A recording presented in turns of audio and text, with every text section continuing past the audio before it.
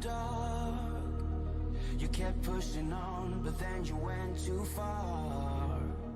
When your ship has sailed and all your dreams are lost, everything is wrong, you feel like it's your fault. Just remember, I will be there for you, baby. Remember, there's nothing out there to get you, don't forget it. When life throws lemons, just call on me.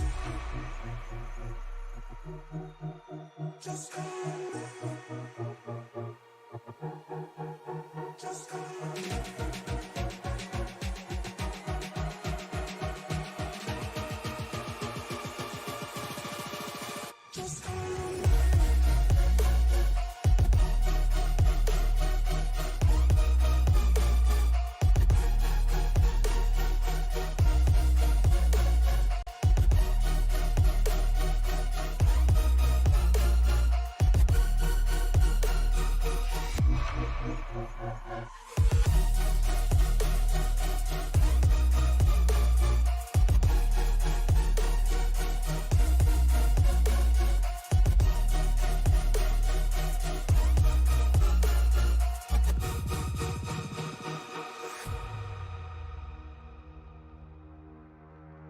You're stronger now than you ever been.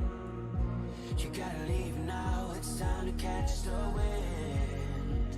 You will climb up high and look through the clouds, and when you're feeling low, I know you'll bounce back. Oh, and just remember, I will be there for you, baby. Remember, there's nothing out there to get you, don't forget it. When life throws lemons, just call on me. Just call on me. Just call on me.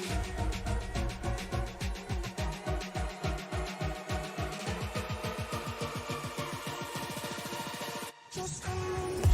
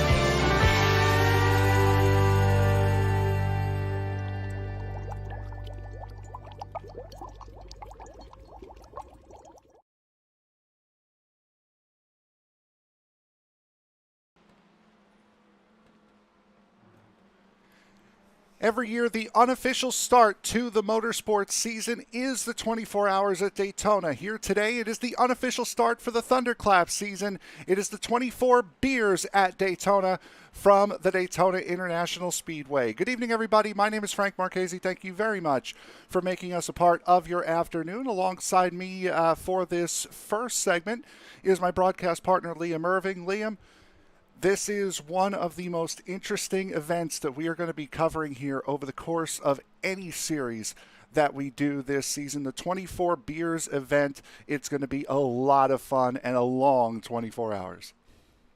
Yeah, it absolutely is. I tell you what, I'm super excited about the concept of this race. I mean, everybody likes to kind of get out there and let loose a little bit, and these guys are going to let loose and go hard at the same time here. So starting with 3 hours in these GT cars at Daytona on the road course, this is going to be an absolute blast.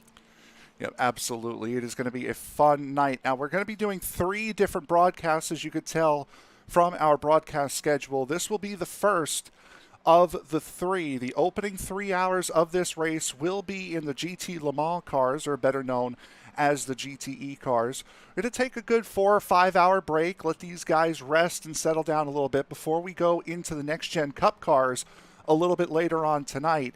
And then starting at 9 a.m. Eastern Time tomorrow, these guys will do 6 straight hours in the Dallara P217, the LMP2 car here on this service. We will pick up that broadcast at noon Eastern, so we'll miss the first 3 hours, but we will bring you all the way through to the end of the race from the midway point. It is going to be a long day. It's going to be fun. And by the way, they call it the 24 Beers because these guys are going to be drinking today a lot. You have to consume as a team 24 beers over the course of this 24-hour race.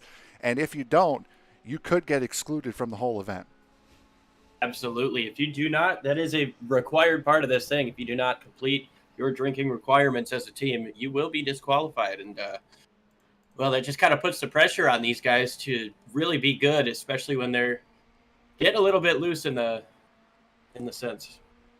Yep, absolutely. As we are getting set to go into the qualifying session. Now, one thing that we did not cover last week was the pour before the 24. It's basically the same deal as the roar before the 24. It's a little bit of a shorter race. They ran all 3 classes of car at the same time over the 4-hour race, and the team that won, or the driver that won each class, got to start on the pole here for today's race. So we're going to be seeing here in just a moment a 10-minute qualifying session. It's going to basically be for second place because the pole was decided last Sunday. Yeah, so we'll have, I believe, 15 drivers vying for second place, trying to get the honor to start on the front row with that number 32. And you kind of mentioned a little bit before we went live that Ferrari might be considered a bit of an underdog here today with a little bit more weight, potentially less power as well. Could be a driving factor in that, but it's got to feel good knowing you're starting on the front row already as we see Connor Webb getting out onto the racetrack as the first guy to leave the pits. Yep, this is going to be an open 10-minute qualifying, so these guys will be going around all at the same time. We do have about 16 different cars that will be here today. So it's 16 cars for 3 hours. We're going to have multiple different drivers in those team cars. This is Connor Webb sporting the old Dale Earnhardt car that he ran here. I believe it was in the 2000 24 hours at Daytona. A little bit of a wiggle there coming back onto the NASCAR circuit, and that's something we're going to see a lot here tonight, is that little wiggle over the course of this race. Yeah, these cars with their traction control, it gets kind of easy to overcorrect like you kind of saw there with the 3 paint scheme, and yeah, it puts him up into the wall. Cold tires, that transition getting onto the oval, that's going to do it to you. Just have a little bit of an issue here with the picture. We'll get you get that sorted here in just a second. There it goes. We're back. as we see Bo Condon on track right now in the number 34 Chevrolet Corvette C8.R GTE. As we get guys starting to get towards their first run of qualifying laps. And again, there's a pretty big consensus as to which car to run here tonight. We have 2 different Ferraris. We have 3 Porsches, 1 BMW. The rest of these guys are going to be driving that Corvette C8R. I tell you what, that Corvette, it feels great to drive. I was a big fan of it. I ran it a few years ago. We see some contact there getting down into the S's. That's going to send the 63 of Clapper sideways. He's going to try to recover that. Likely, I mean, that will invalidate this lap. He's just going to pull it back to the pits and try her again. So there is one of the Porsches there. That's Jordan Shambleton. A little more contact with the other Porsche. Yep, a little bit of contact there, and that's going to negate his lap time. Greg McConey out on track. That is the lone BMW here this evening. Now the BMW, you would think, has one of the greater advantages here this evening, as we know that weight and maneuverability in these GT cars especially are a big plus. This car is the fastest car as far as horsepower goes, 560 horsepower in this BMW, and also the lightest at 2,640 pounds. All these other cars weighing in at over 100 pounds heavier than this BMW. And the brakes are really going to like that, having a little bit less to try to slow down, and that's going to be key in these faster corners, getting up through these S's, that maneuverability we're talking about, and especially coming up through the kink that we see here. Being able to glide through the kink and set up that second horseshoe is really key for getting a fast time here. As we see the third Porsche out here, Caden Lapsevich in the number 76, diving it down into turn number 1. He put down a 142.96. That is the first time to go down, and so he currently sits in provisional second place. I was going to say provisional pole there, but obviously the 32 has already got that on lock. It got taken over there. As we continue on, there is Adam Wright in now what is one of the 2 Ferraris. This, I believe, the Apple Flap entrant. And we spoke about, and you had mentioned during the open there, the Ferrari is going to be at a little bit of a weight and power disadvantage. It is the only car pushing less than 500 horsepower. 490 is what this Ferrari 488 has under the hood. It also weighs the most, 2,778 pounds. So this car is lacking in a couple of key spots as we see him get back out onto the NASCAR circuit. I think it'll be tough for these Ferraris. We'll have to see how the course of these next 3 hours go. But obviously, we mentioned the 32 winning that the pour before the 24 could bode well for him throughout the course of this race. As we switch over to William Dove on the Not a Rapper race team. Number 420 as they dive into the second horseshoe. One of the 3 Porsches here tonight, as mentioned before. We got about 2.5 minutes to go, 4.5 minutes, pardon me, in this qualifying session. As John Barry in that number 53 Corvette will not set a valid lap time here on his second go. Driver behind him, though, Michael Rupp, does. Puts him 7th quickest. William Brown setting a lap time 3rd quickest at a 1:43.71. This is a fast track here tonight. And it is only going to get faster. We're sitting about 4 o'clock in sim time. This race should end at just after 7 p.m. Might be leading into sunset, getting a little bit dark there. And as it gets darker, that track temp drops. These tires are going to love it. It's Connor Webb on circuit right now. Connor Webb, 3rd quickest time. Almost matched his time exactly on that second lap he just did. Oh, Jordan Shamblin bit of a going slide second there. quickest. Was able to get it off the track. Greg McConey coming across now on his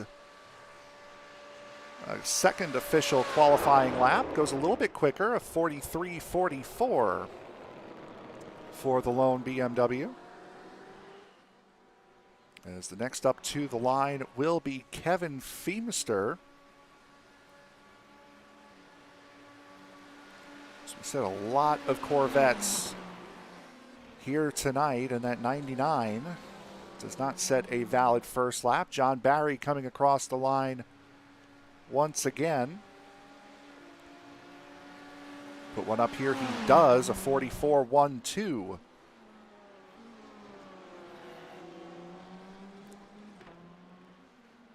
That's another thing you're going to see a lot of here tonight. These guys locking the brakes up. It's not like the GT3s. These GT Le Mans spec cars only take about half of your braking force before they really start locking up, getting into these corners. I think lockups are going to be tough, especially when we get multiple cars racing around each other, especially on the starts here, you know, with cold tires. Talked about that a little bit before, and I'm going to talk about it a lot when these guys come out of the pits. Cold tires, especially on the start, locking up is very much a risk. Jordan Shamblin coming across the line once again, a 43.67 for that number 3. Again, it will be the 57, I believe, if I remember correctly, will be on pole for this race because his team won this split. He has not gone out and set a time yet. As we see Joshua Yarborough on track for the first time. Now, clock will run just the same way it will for any other open qualifying session. So if you are on a lap, you will be able to complete it. If you cross the line as the time prior to the time expiring, you will be able to complete the lap. There's Yarborough getting those tires heated up. Unfortunately, this is going to be the lap for that number 77 Corvette. As we watch him get back onto the NASCAR oval, up into NASCAR 1 and 2. This is going to be probably the fastest part on the racetrack, if not diving down into turn number 1. And it's going to be huge in the race, getting slipstream down these straightaways and through the banked corners. Might even be key on some of these qualifying laps as we watch just 15 seconds left in the session here. Justin Clapper should get across the line, might be able to get another lap in. He should. He will be eligible for another lap. Jordan Shamblin, however, is going to be the first one to cross the line to end his qualifying run. He was fastest of all in Sector 2, basically the International Horseshoe.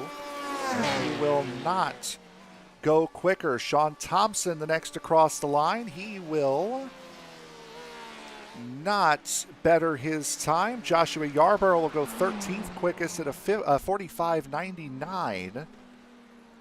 As Greg McConey will cross the line here.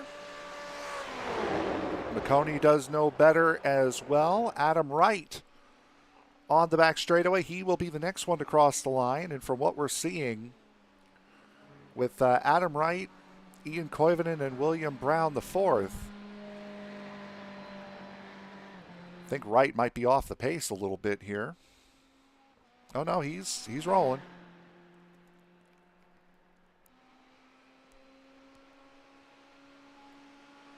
So number 32, Apple Flat Ferrari, and these two Ferraris on track together.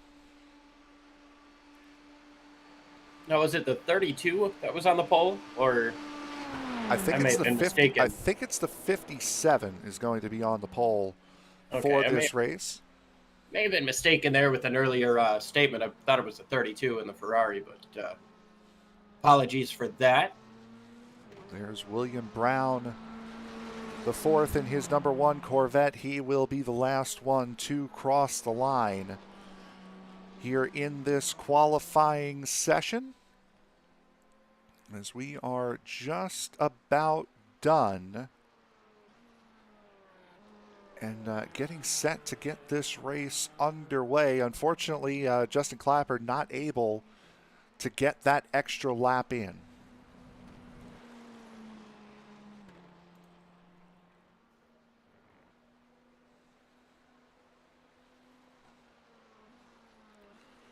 Trying to work on several different things here at once as we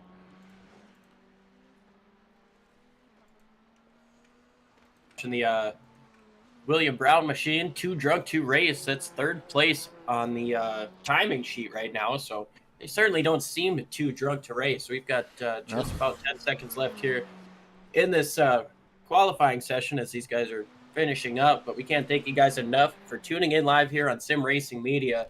We're happy to have you. We're super stoked for this event. I mean, I love endurance racing. I get excited every year for the 24 at Daytona. This time we've got a twist here. 24 beers must be consumed. And, well, yeah, if you're new to the channel, be sure to smash that like button. Go ahead and subscribe. Hit the bell as well so you never miss a race. We've got racing every night of the week, and we couldn't be having any more fun over here. And we're not that far away from 3,000 subs either, as I'll get the exact number here in just a moment. We are within 10 of 3,000 subs. As a matter of fact, we are 8 subs away from that 3,000 number. But as we worry about that a little bit later on, let's take a look at the starting grid here for tonight's race. Caden Lapsevich will sit on the pole. So apparently something didn't translate over. So I believe they'll probably put the driver who won. Yes, that'll probably be after the fact. So our grid won't show it. You are right. So Caden Lapsevich with a time of 1:42.844 sets the fastest time in the qualifying session. Jordan Shamblin will start outside of him on row number 1, at least as the grid will show. William Brown and Connor Webb will make up row number 2 with Greg McConey and Sean Thompson in row number 3. John Barry and Michael Rupp will sit in row 4. Adam Wright and Ian Koivunen in row number 5. Row 6 will go to William Dove and Justin Clapper. Joshua Yarborough and Josh Ballett will make up row number 7 with Bo Condon and Charles Caneda in row number 8. Now, these drivers may not be the drivers that finish this race. There will be some driver swaps happening, I'm sure, here this evening. We know that Greg McConey for White Lightning will be going the entire distance. Some guys might do hour. Some guys may do an hour and a half and then an hour and a half. So there's going to be a lot of changing and swapping and switching going on here tonight as we are set to go. Weather conditions here for this first segment of the 24 Beers at Daytona. We are about a quarter after 4 p.m. in sim time. Wind is rather calm, 69 degree ambient temperature, 74 degree track temperature. And as that temperature is down, track temperature down as well, this is going to be a very grippy racetrack, Liam, and it's going to be one that's going to be making a lot of horsepower. Absolutely. Like I said, I love this type of racing here. I have run a couple of 24s myself, and these guys are in for quite the hustle here, to be honest. I mean, you've got 3 hours. It doesn't seem super long in comparison to some of the other endurance races there are, but driver swaps are going to be something that these guys are maybe not super used to, and well, it's going to be interesting as these guys come towards the start-finish line to get their ceremonial parade lap rolling here, waving to the virtual fans. So we will be doing a full pace lap here at Daytona, and as we had mentioned before, the 57 will be starting on the pole. As a matter of fact, this team, this Hypersports team, the Hyperforce team, pardon me, won all 3 of the splits at the Pour before the 24 last weekend. So Hyperforce will be starting with no one in front of them for this stint. The Cup cars later on tonight, and then the LMPs tomorrow morning. That's going to be a huge advantage, not having to race your way through this field. And like I said, it's a long race, 3 hours, 180 minutes. It's definitely not going to be one on lap one. These guys will have to kind of keep their heads on their shoulders. And for some of these guys towards the back of the pack, talking about, say, Greg McConey, Bo Condon, Charles Caneda, that's going to be real tough, trying to work your way up through the pack and then chasing these leaders down. Greg McConey, I believe, taking an EOL to start at the back of this field. That or he just had a moment. And looks like he's getting back up into position in that solo Beamer here. Like Frank had mentioned, we've got, I believe, 9 Chevy Corvettes. We've got 3 Porsches, 2 Ferraris, and Greg in the solo BMW. Guys finish out the infield portion of the parade lap and get a feel for the banking here as the lights are off on our Porsche pace car. Porsche will be starting P2, 4, and 6 here in this race. P2, 3, and 6, pardon me. Fastest 2 in qualifying. The number 3 and the number 76 is... I'll tell you what, these pace laps around these, especially the long road courses, always try to psych you out. It's that little bit longer that you have to think about that dive going into turn 1 and everybody else around you trying to get as many positions as they can as early as they possibly can. And not just that, Frank, but look where we are. We're at Daytona. This is already a nerve-wracking pace lap before you get going. Now you're going to throw in lefts, rights, bus stop. This is going to be a wild entry up into turn number 1, and I tell you what, I am stoked. Just 2 more quarters to go before this pace car makes the hard left turn, and we put it in the hands of these drivers for 3 hours, and however many beers they need to drink in this portion of the race. Remember, we still got 3 more hours of Cup cars and 6 hours of the LMPs tomorrow. So 24 beers have to be completed in that time.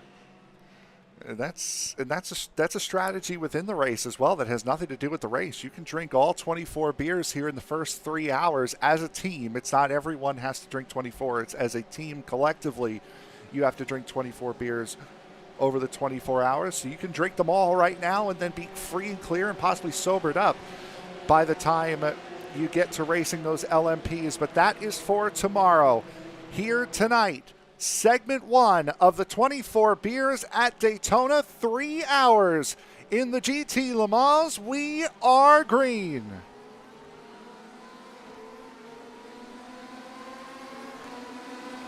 Already 3 wide as Michael Rupp tries to take it 3 wide, diving into turn number 1. Everyone getting through clean, at least for the moment. Look at Lapsovich in the Porsche getting down to the inside sideways. Was that 8 of Connor Webb? We've got a big crash here. Just getting into the S's. Michael Rupp involved. Ian Koivunen involved. There's another Corvette in there as well. As everyone and around. We have a full course caution. Yes, out we do. on the racetrack. So a wild start. We've seen multiple cars go off here, and definitely not something you want to have as repairs up in the first lap. We see Ivan Koivunen with a damaged Ferrari in the back. Charles Caneda, yeah, you see that right front there is all torn up. Charles Caneda looks to have not sustained major damage, but that right rear, potentially damage on the Porsche there. These guys now trying to catch up to the pace car, and I believe I'm showing William Brown up in the lead right now. That's who I'm showing as well. As there is Caden Lapsovich. So let's take a look now at what happened on that first lap. As going in the back of the field here, it was Michael Rupp. We saw him go 3 wide, but then duck back into line on the start. Here he is wide. Does he try to turn in or what? Oh no, he just too much gas on exit. Right, that was a hefty hit right in the front. Number 16 Ferrari, and that was Ian Koivunen. And then up at the front, that was an incident between 2 cars that were running for the race lead. Let's see there. Let's go back here. You see another big wiggle out of the back. There's all the contact back there. Oh, the 3 gets into the 76 in the corner, and then that messes all 3 of them at the front up. Greg And McConey catches some of it. Everybody just piles in. There's nowhere to go. Everybody's stacked up on top of each other, and this is a relatively narrow part of the track, at least in terms of the groove. You got 2 cars spinning sideways in front of you. That kind of creates a parking lot as we ride on board here. So the shambling. There's the contact with the 76. That messes both of them up as far as the braking zone into the International Horseshoe, and then just everything goes wrong from there. What a lot of these teams wanted to see here on the first lap, first couple corners of the 24 at Daytona. But unfortunately, that's how we start, and we've got a couple of torn up race cars. That we do. So we'll go back to look overhead. Here's what happened with Michael Rupp, once again going into turn number 1. Again, this all just starts because he puts too much gas down going out of the turn. 16 has nowhere to go. Guys stopping behind him and then going into the horseshoe. Part 2. All 3 Porsches caught part of that, as that's who Greg McConey ended up turning down into. I believe was the Porsche of Sean Thompson. So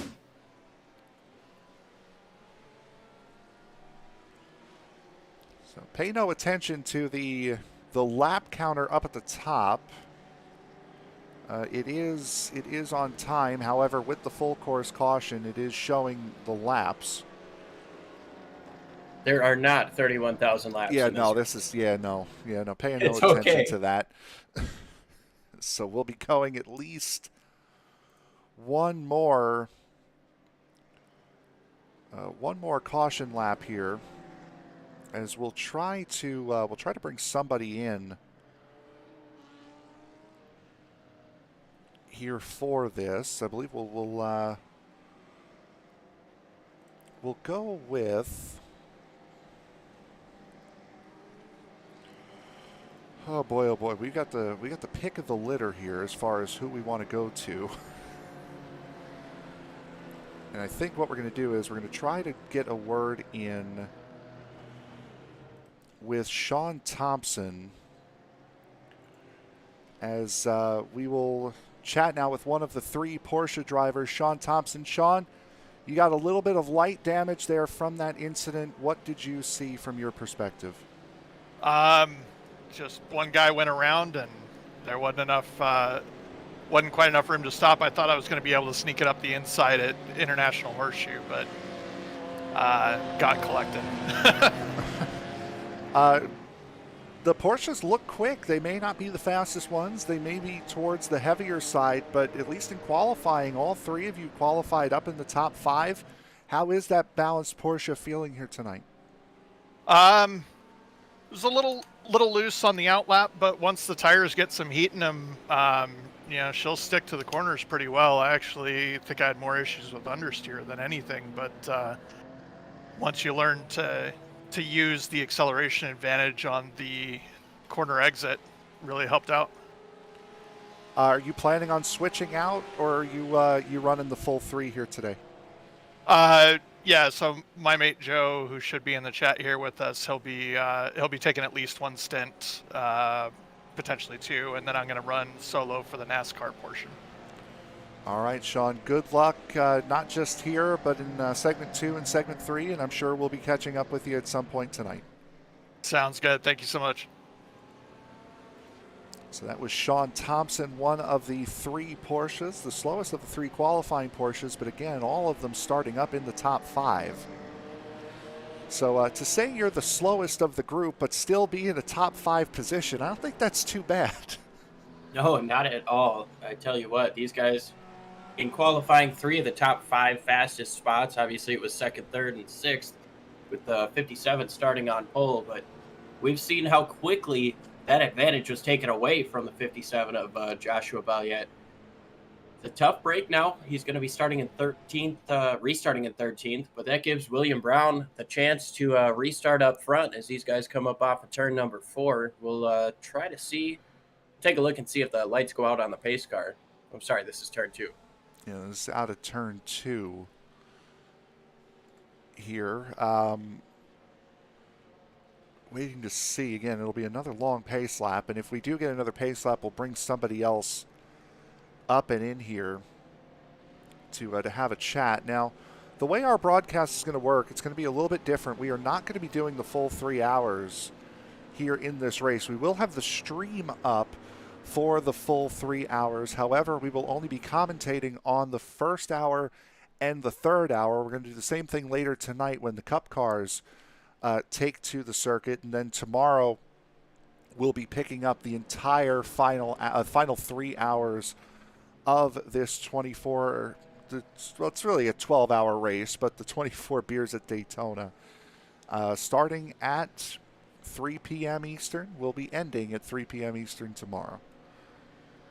Technically, over 24 hours of racing from, yes. I mean, not on track, but from the start of now to the end of the entire event. I think it goes over 24 hours, so I think we hit the requirement. As we'll see what happens here. I believe we are going to go green next time by, as drivers who were coming into pit have already done so. And we will be going double file restart, it looks like.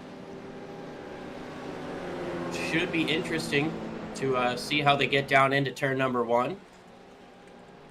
Like most everybody was able to come in and at least get some damage repair, and I know we saw some hefty hits, but we didn't really see anybody with broken toe or anything like that keeping the car cocked sideways, or there might have been a little bit of engine damage on that 57 as he got turned around, but good. Or not the the good 57, part. The Marconi setup shop car. It was a Corvette. The good part is, at least for a vast majority of these cars, I think all of them except the BMW are mid-engined. So if you want to do some damage to the actual power unit of this car, you're going to have to hit it in the back, not the front. That is certainly good news for these guys. Again, I think all but the number 12 of Marconi has that problem, or has that advantage, I should say. Mid-engine cars are, well, they're definitely working well here at Daytona. But I got to ask you, Frank, if you're one of these drivers, you get. Oh, I'm sorry. Cry. If you're one of these drivers and you get started in this race, you got a quick stoppage. Now you come right back to restart. Is there any sort of different mindset, you think, or I'm just saying, just reset from the start? Yeah, I'm just saying that was a cute dress rehearsal, but now let's do it for real. As they got through turn 1 for the most part, okay. It was the International Horseshoe is what got them. And again, we'll be bringing up the track map, which you see here. We're bringing up the track map every now and again to see the circuit that these guys are going to be tackling here tonight, as they are coming off of corner number 2 right now. The NASCAR turn 2, I believe it's turn 7 here in this 24-hour layout.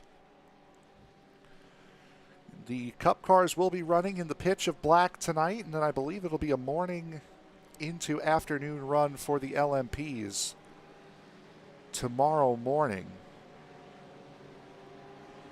And remember, on those Cup cars, this is not the Garage 56. They are stickers. They do not have lights, so that's going to be a tough task for these guys tonight. But we've still got 2 hours and roughly 45 minutes left in this event, and we're gearing right up for another iteration of the start here. Different players on the front row. We've got William Brown and Connor Webb. Then we've got Caden Lapsevich, John Barry, Adam James Wright, Justin Clapper, William Dove, Sean Thompson, Bo Condon, and Joshua Yarbrough rounding out our top 10. Ian Kuvanen, Joshua Balliet, Greg McConey, Michael Rupp, Jordan Shamlin, and Charles Caneda rounding out the field. We're going to have 4 laps complete this time as the pace car makes that hard left turn.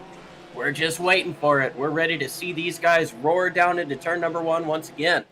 Yep. So as I said, it was a very nice dress rehearsal. Time to do it again. As William Brown in the number 1 leads them down. That's Connor Webb on the outside line. And one of the Porsches gets a big jump on the outside line. I believe that's Jordan Shamblin it was, picking up a couple of spots. Getting almost 3 wide. Big checkup getting down into 1 towards the mid-pack. The front gets away clean, but 3 Corvettes they're 3 wide. McConey had to check up a little bit in that Beamer. Everybody seems to get through the S's okay as we got Lapsevich looking down to the inside of the 1 of William Brown. Brown goes a little bit wide. Lapsevich to the race lead as these guys seem to cleanly get through the first horseshoe as 1 Corvette goes wide.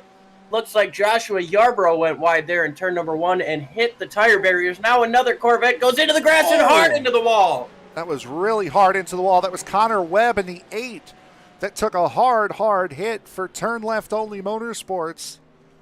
Trying to figure out if he can get that thing refired, and well, it looks like he was just waiting for traffic to pass, but a hefty hit, and maybe another advantage, like you said, with another one sideways. It's William Brown. Yep, William Brown going sideways, getting back onto NASCAR 1. We'll be seeing this all night long. Again, guys trying to get as much as they possibly can through there. I believe Greg McConey might have had a problem down there as well, which is why he's down on the flat. Joshua Yarborough appears to be clean. We'll catch up on incidents here in just a moment as we head through the chicane at speed for the first time. That's Justin Clapper kind of holding up the field as Balliet from the pole trying to work his way around the outside of the number 63. Balliet with a phenomenal restart there, all the way back up to 6th place after, I believe, restarting in 13th. Working the outside of that 63 of Justin Clapper, trying to take away a top 5 spot as these guys complete the first green flag lap. 5 laps down, and who knows how many to go. 2 hours and 46 minutes. This is going to be a battle through and through all the way as you see that 57 work the outside, and now Clapper has to relinquish that spot. Clapper gives up the spot, as does John Berry in that Turn Left Only Motorsports number 7 machine. So we've got Turn Left Only Motorsports 6 and 7. It is number 7 that is up here in the top 3 is Adam Wright, really dragging that Ferrari up towards the front. Number 32 getting passed now by Shamblin, and it is Porsche 1-2. Porsche's looking super strong here in the early portion of this stint. We'll have to see how these tires wear out. One thing that I will say is that since last year, iRacing has changed the tire model, so these guys might not be able to double stint like they maybe could have last year when it comes to tires. That was something I found in the 24, and we'll see if it relates to these GT cars as there's that Ferrari. Sounded like he was maxing out getting down the back straightaway. Did sound just as that. It's getting very close to that outside. Justin Clapper going off. Oh, tough at the break chicane. there. Wait for traffic to roll through, gets away cleanly. And like you said, we're going to see a lot of this. I mean, we've seen these guys push it in practice, but all it takes is one mistake. Even for a guy like Caden Lapsevich, leading by 5 seconds right now, is to see him take a wide entry and a later apex through turn number 1. Nice and clean through the S's. Tell you what, that's a Porsche that looks to be handling fine right now as we look back. Yep, this is replays here. This is going into the International Horseshoe on the restart, as this is Joshua Yarborough running wide. Next comes Connor Webb. We saw this one live. He clips the outside of the grass coming out of the kink, and slams hard into that outside wall. Again, fortunately, rear engine for these Corvettes. It was a really scary angle that we saw him hit at, though. Absolutely. William Brown coming back onto the big track. Too much gas too soon. That is so easy to do here on those restarts. Greg McConey, I believe, doing the same in the same portion of the racetrack. Yep, there he goes. Great heads-up driving by everybody behind him to be able to get around that clean. Justin Clapper going into the chicane, too hot on entry. One that we missed here as we were going through the replays, Ian Koivunen in that Yinling number 16 Ferrari. Greg McConey behind him and gets turned by the number 12. Oh, and he just backs it into the fence there.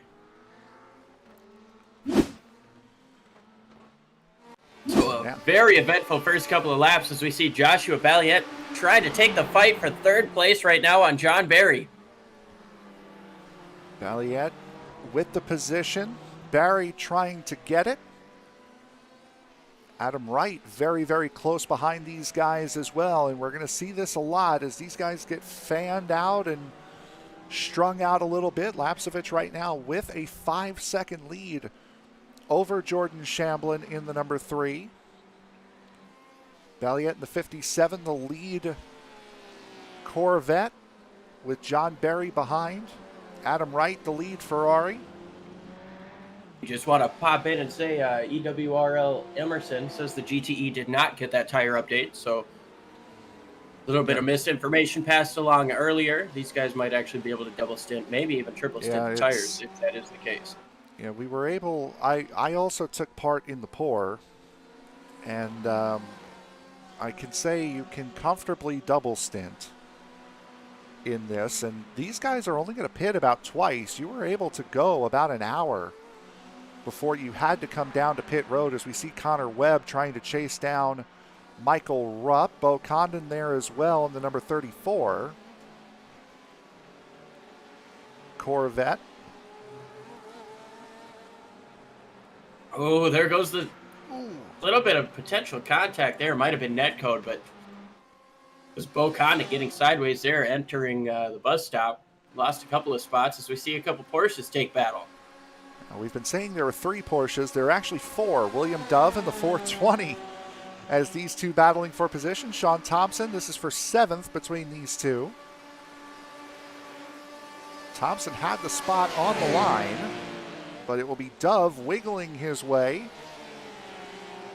to that P7 position under brakes going into the corner as Balliet and John Barry continue to battle away for 3rd.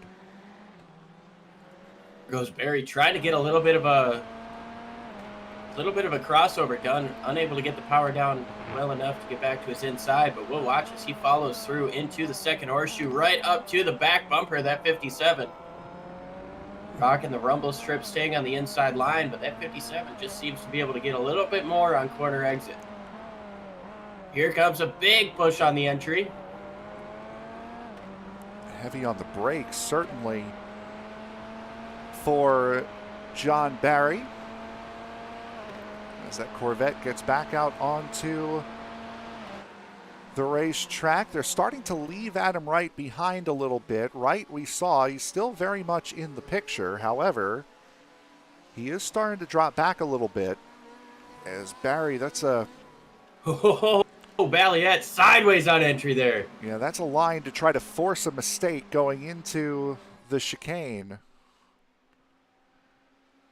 And unfortunately for Barry, Balliet did not make that mistake as Michael Rupp and Connor Webb continue to battle. This is for 10th. Rupp has it. Webb wants it. With that front end damage, you see him missing the hood after that heavy hit to the guardrail there just after the kink, but seems to be able to stay in the toe of that McConey setup shop Michael Rupp machine. And that toe is going to be super important here as we watched Joshua Balliet and John Barry kind of gapping that 32, staying in the draft together. That's going to be huge as you see Bo Condon making a big move down in the entry to 1. Touched grass. Bo Condon getting through turn 1 quite nicely. Joshua Yarborough, Charles Caneda, 3 Corvettes. Ian Koivunen has gone down pit road in the Yinling number 16 Ferrari. Damage to the back end. We saw him back it into the tire barriers after contact from Greg McConey. Seems to be a little bit too much. These guys coming in for damage repair. But Caden Lapsevich he's got himself out to a 6-second gap, and that seems to be climbing. Yeah, he had a little bit of help, certainly. Did that number 16. As Lapsevich really, really working quite nicely here is that Porsche 911 RSR. Jordan Shamblin behind him as well in the Porsche. Couple of guys in the 43-second bracket that last time around. Lapsevich and Shamblin obviously were in that bracket. Adam Wright in the Ferrari, the 32 Ferrari, and William Brown the fourth were in that bracket as well the last time through. As this is the part of the race really right now where you start to settle in and really kind of relax, as Charles Caneda, I believe, went off. Himself a little bit of an off there, and was able to get back onto the racetrack as we watch Bo Condon right now. We'll take a look-see here as Condon heavy contact with the wall, and also the 12. Caneda doing the same as the 34. Caneda's shown as the 99 here. Apologize there. But Condon able to recover. Still has the hood on that thing, so... Boy, speaking of still having the hood, that's something that Connor Webb does not have, but it doesn't matter. He's going to go for a position. He is going to take that 10th position away from Michael Rupp and now set his sights on the number 12 BMW of Greg McConey. And one thing that we didn't mention earlier, these guys have a fast repair limit of 10. So you saw Koivunen come in to the pits to get that repairs fixed. He took a fast repair, got right back onto the racetrack. And looks like Bo Condon might have had himself another bit of a off track.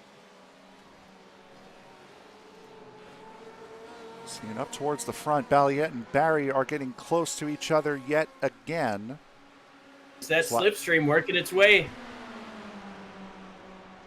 Balliet knows he's quicker. He feels he's quicker, but every single time these guys get up out of the straightaway, that 53 John Barry taking that Dale Earnhardt scheme is able to... Now he's trying the fight on the outside. Big time braking zone. That's a tough spot to make a pass. He backs out of it wisely and tries to set him up once again going into the International Horseshoe. Yep, trying to cross him over. Unfortunately, did not work for him there. He's been trying to set up this pass back for laps on, laps upon laps. Now, both of these guys are running incredibly quick. They were both down in the low 43s. John Barry, that last lap, ran a 43.01 to Balliet's 43.36. Caden Lapsevich, our race leader, he just ran his fastest lap of the race with a 142.85. Now, there are ways you can use the draft here at Daytona. You can try to use it to better yourself, or you could try to use it to benefit each other. Play a little game of leapfrog. Whoever's fastest in the infield section will take the lead coming out of the chicane, going through NASCAR 3 and 4. A big move once again. The 53 rather. Barry tries it on the outside. He's like you're talking about. I think he's trying to work that gap.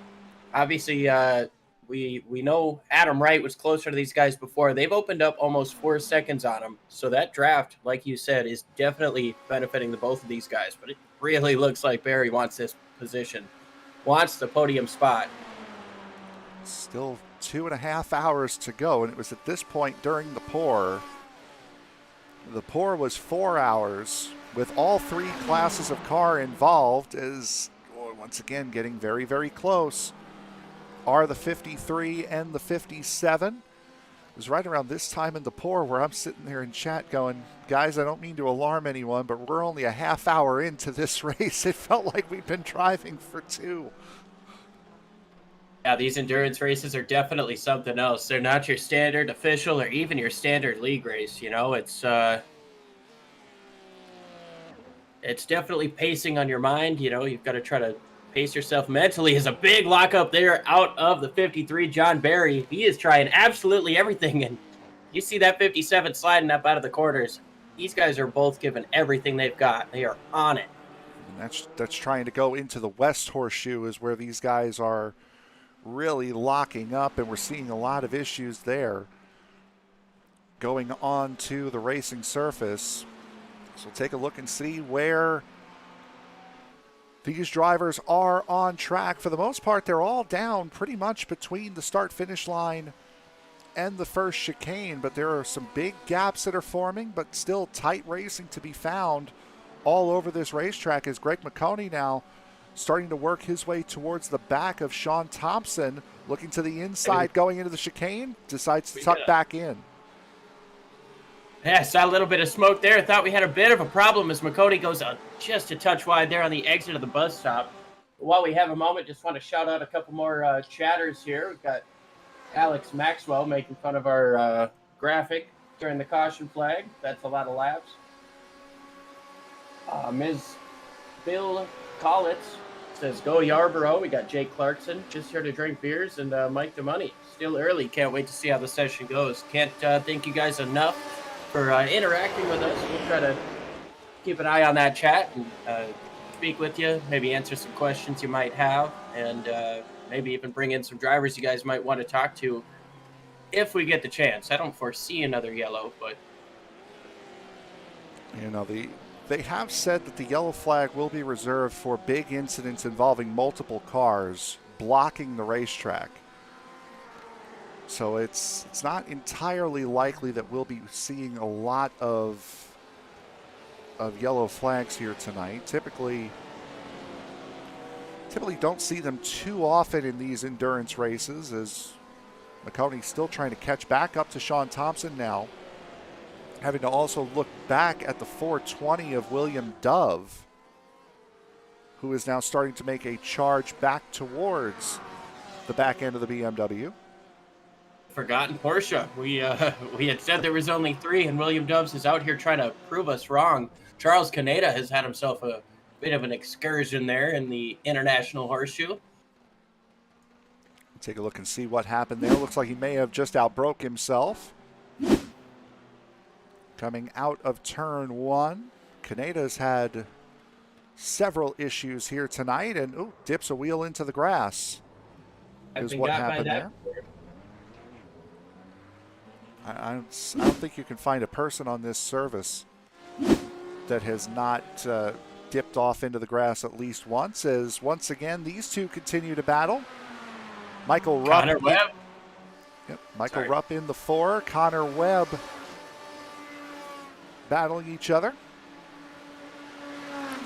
Rupp able to get that spot back. Might have scraped the wall there on entry into 1, but see Webb taking a wide entry there and able to close the gap, getting down into the S's. We'll see if he tries to outbrake him into the horseshoe. He's got a nice run down to the inside. Big on the brakes. Locks him up just a touch there, but is able to complete the pass. And well, we'll see if Michael Rupp lets that continue. These guys have been at it. See if he can hold on, as Greg McConey has gotten around Sean Thompson in the 43. As we were watching that replay of what happened with Charles Caneda, and now, big lockup! 43 hard into the tire barrier, and that's a real tough spot. Yeah, that's not one of those spots that you usually find an incident, and that was all rear brake lockup. That back end came spinning right around on him. Look at how far out those back tires are there. That's got to be some major damage to the back end of that car. And again, as you had mentioned, there are a numerous amount of fast repairs. I believe you said 10 is what these guys will have for the 3 hours. Yes, sir. Try to ride on board and see what happened here with Thompson. Thompson definitely off the pace right now, but yeah, we'll see as he goes around again, entering the bus stop. Yep, just too much brake. Big and then, rear brake lockup. That's a really tough angle to hit at.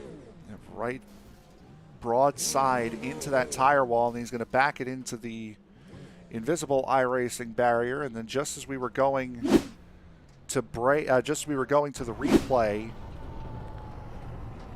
there we know, just as we were going to the replay, he spun it again. That back end whacked out.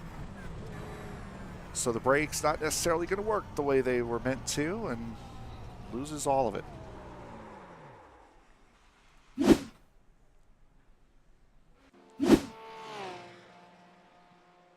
That being said, Definitely a tough break there. If you see Yarborough in the pits there in the 77. Joshua Yarborough in, Bo Condon flashing on past. Connor Webb and Michael Rupp still battling each other as they head back out onto the circuit.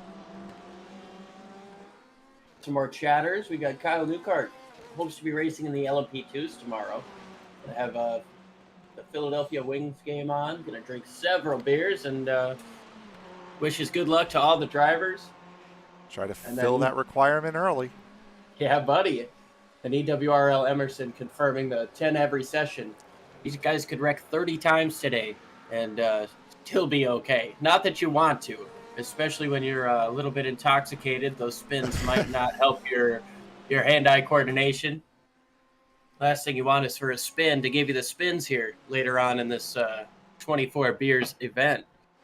We watch Connor Webb missing that front hood. Looks like he's going to try to just stick it out until he comes in for fuel. Do you see that McConey setup shop number 60, the Drinkin' Bros car, making that pass up on the top side. So potentially a little bit of aero damage, but we know how strong that slipstream is. Yeah, that draft is going to be absolutely huge here all throughout the night as these two try to make up some time on William Dove. Greg McConey now starting to run away from William Dove. He's put about 2.5 seconds on him right now. Still has about 8 seconds to go before Adam Wright comes into view for that number 12. William Brown is battling Adam Wright. Brown up in P5. Looks like he just got around right there. He's got himself a nice, sleek black, pink, and green Chevy Corvette. Now, as we were showing you the sponsors here for tonight's race, you'll notice that there was a cute little puppo that was on one of the sponsors, and that's I sure did. Yeah, that was Trooper. On Sunday, January 22nd, Trooper was given the uninterrupted sleep that idiopathic epilepsy has taken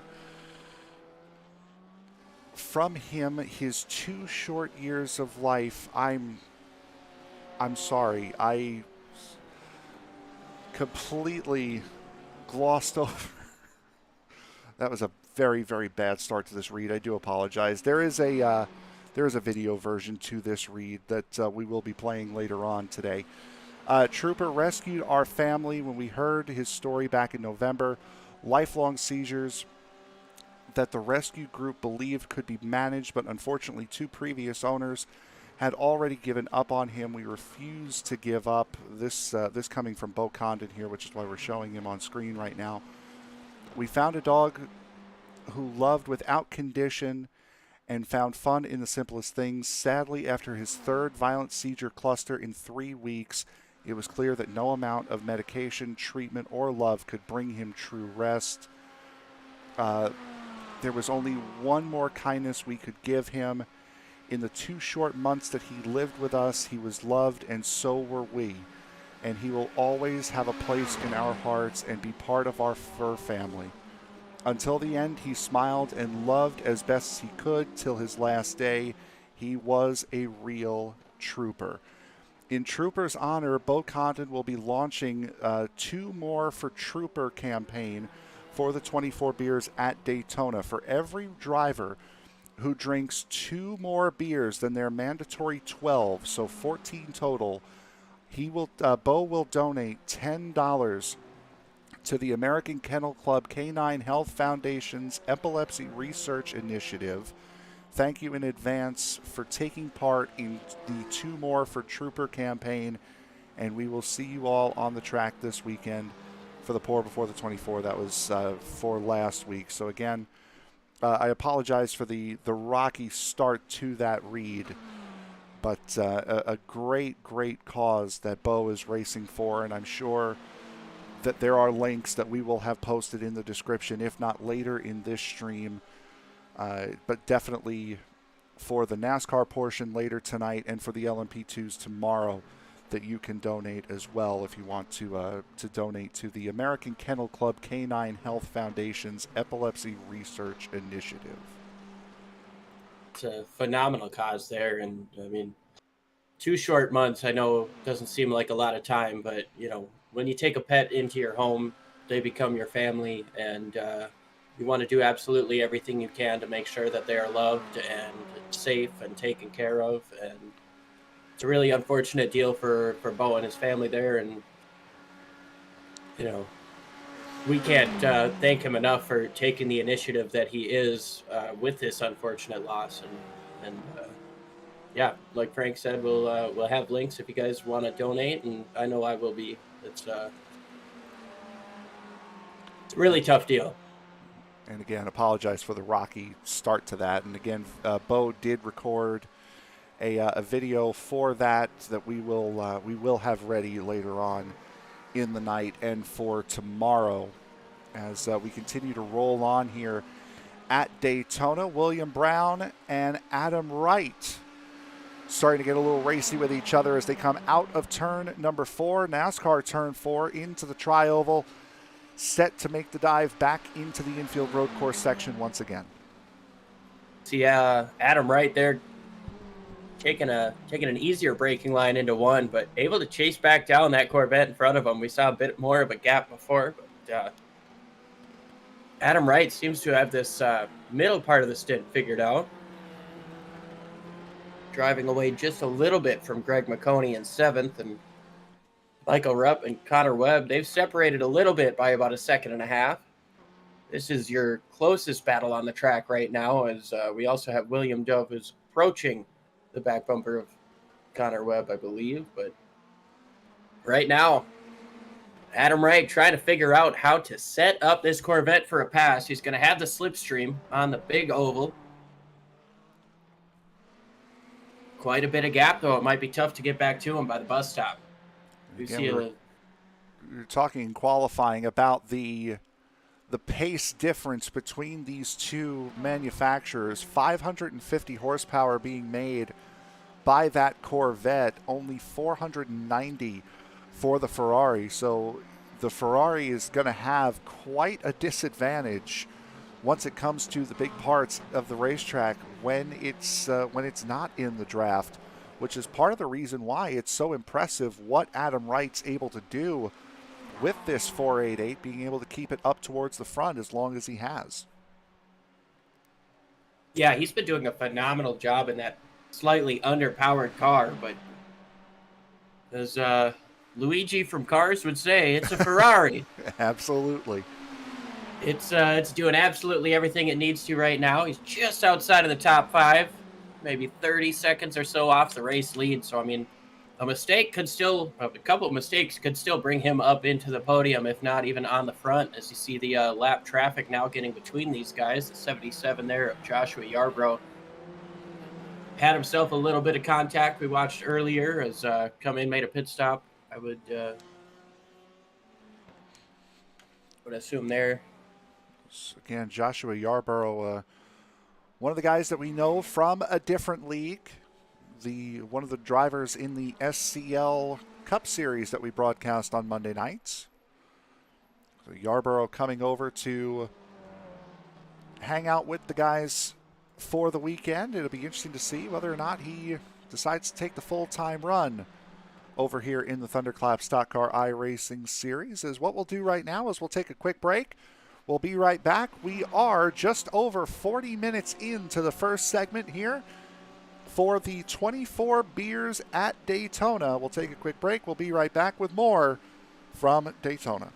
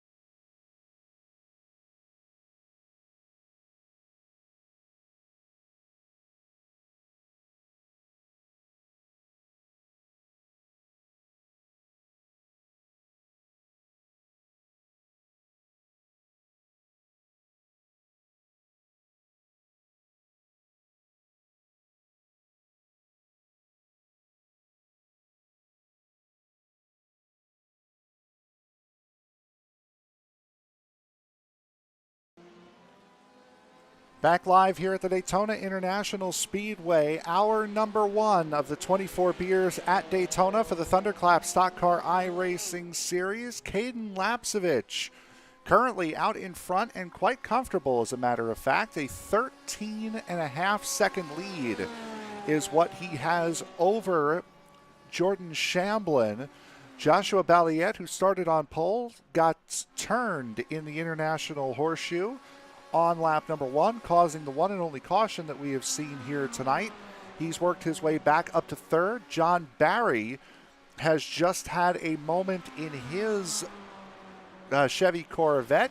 William Brown, who we were watching there during the break, has gotten himself into a top 5 position, and there is our first driver change of the evening. The number 4 of Joe Hutchings now piloting that car. We also have a change in one of the lower running cars right now.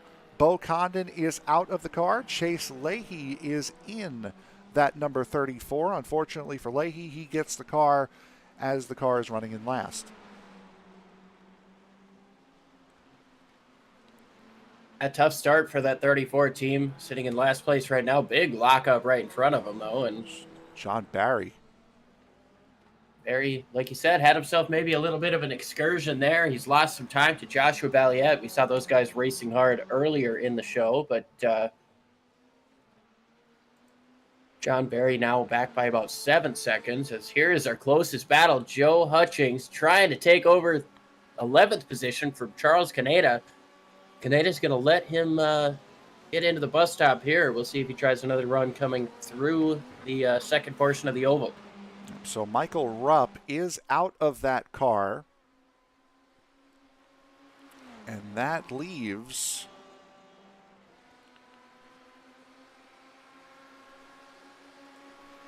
Michael Rupp is out of that car, and that leaves now Joe Hutchings in that car now. He's again one of the first driver changes of the night.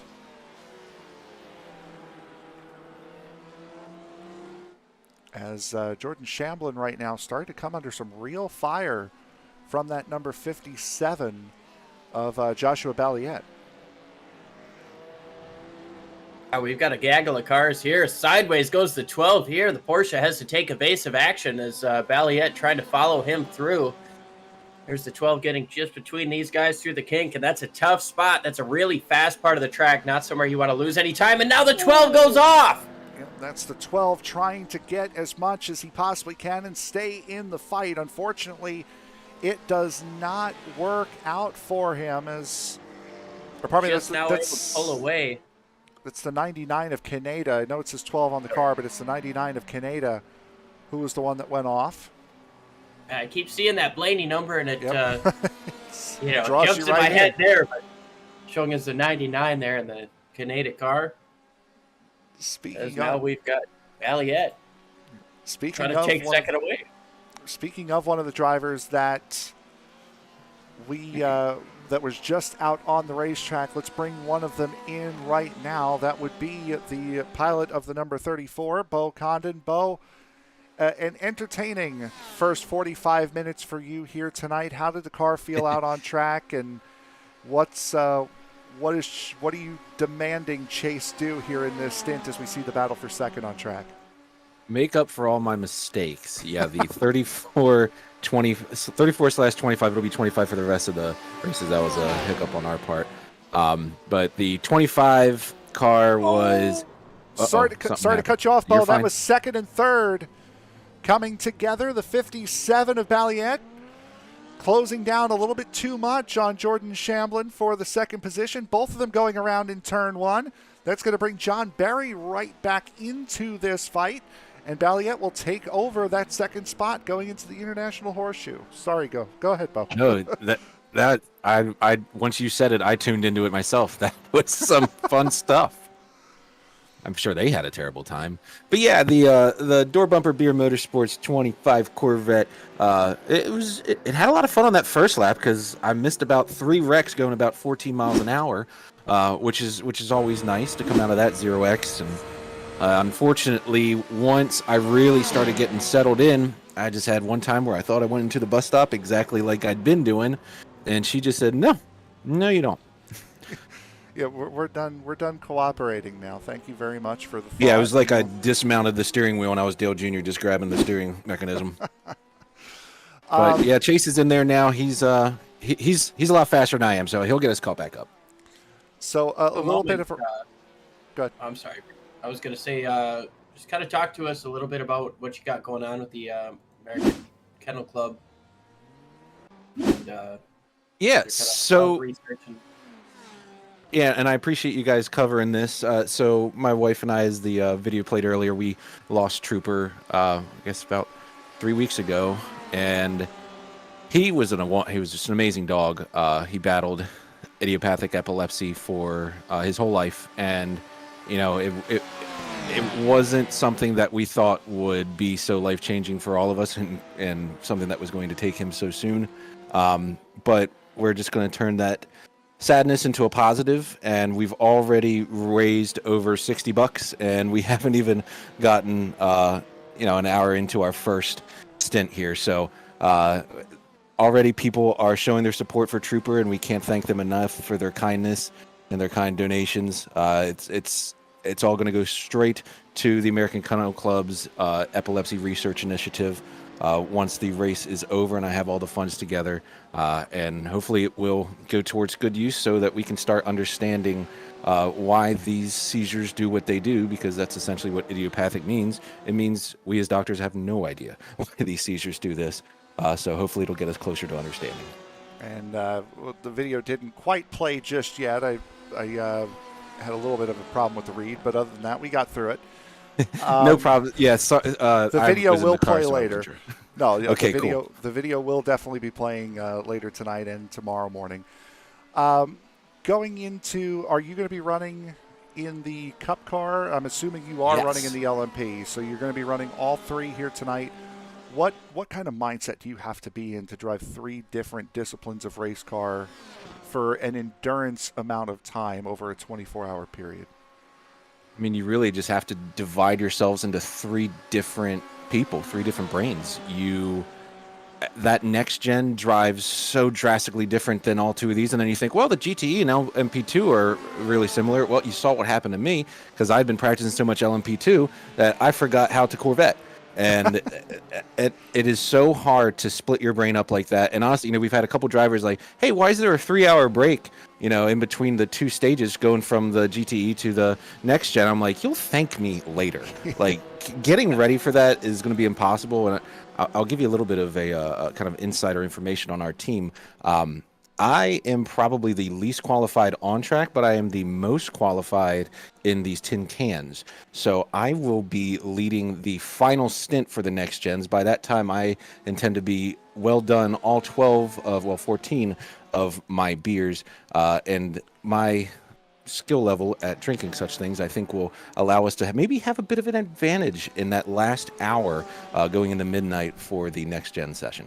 Well, there you go, Bo. Thank you very much for coming in and messing around with us a little bit. And we're about to sign off here for the first hour. But other than that, good luck the rest of the way, and I'm sure we'll be talking to you a couple more times.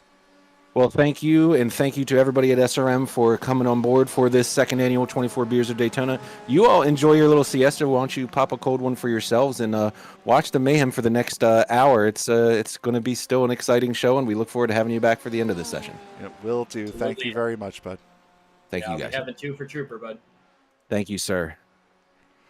So we will be getting in a little bit of rest, as we had just mentioned there. I believe we mentioned at the top of the show, we will be stopping the broadcast, or at least the commentary portion of the broadcast, so I can figure out how to English and we can rest and relax for that middle hour. But we will be back with the commentary for hour number 3 of this event, as we are getting close to pit stops here with these drivers. And Caden Lapsevich, as we've watched that great battle for second place between Jordan Shamblin and Joshua Balliet this entire time that we were talking to Mr. Bo Condon, this number 76 has up and left this field, finding himself 23 seconds ahead of the pack. Now, granted, a major portion of that was the spin that the 3 and the 57 both had. Still, without that, though, he's been at least a dozen seconds above the rest of the field here tonight.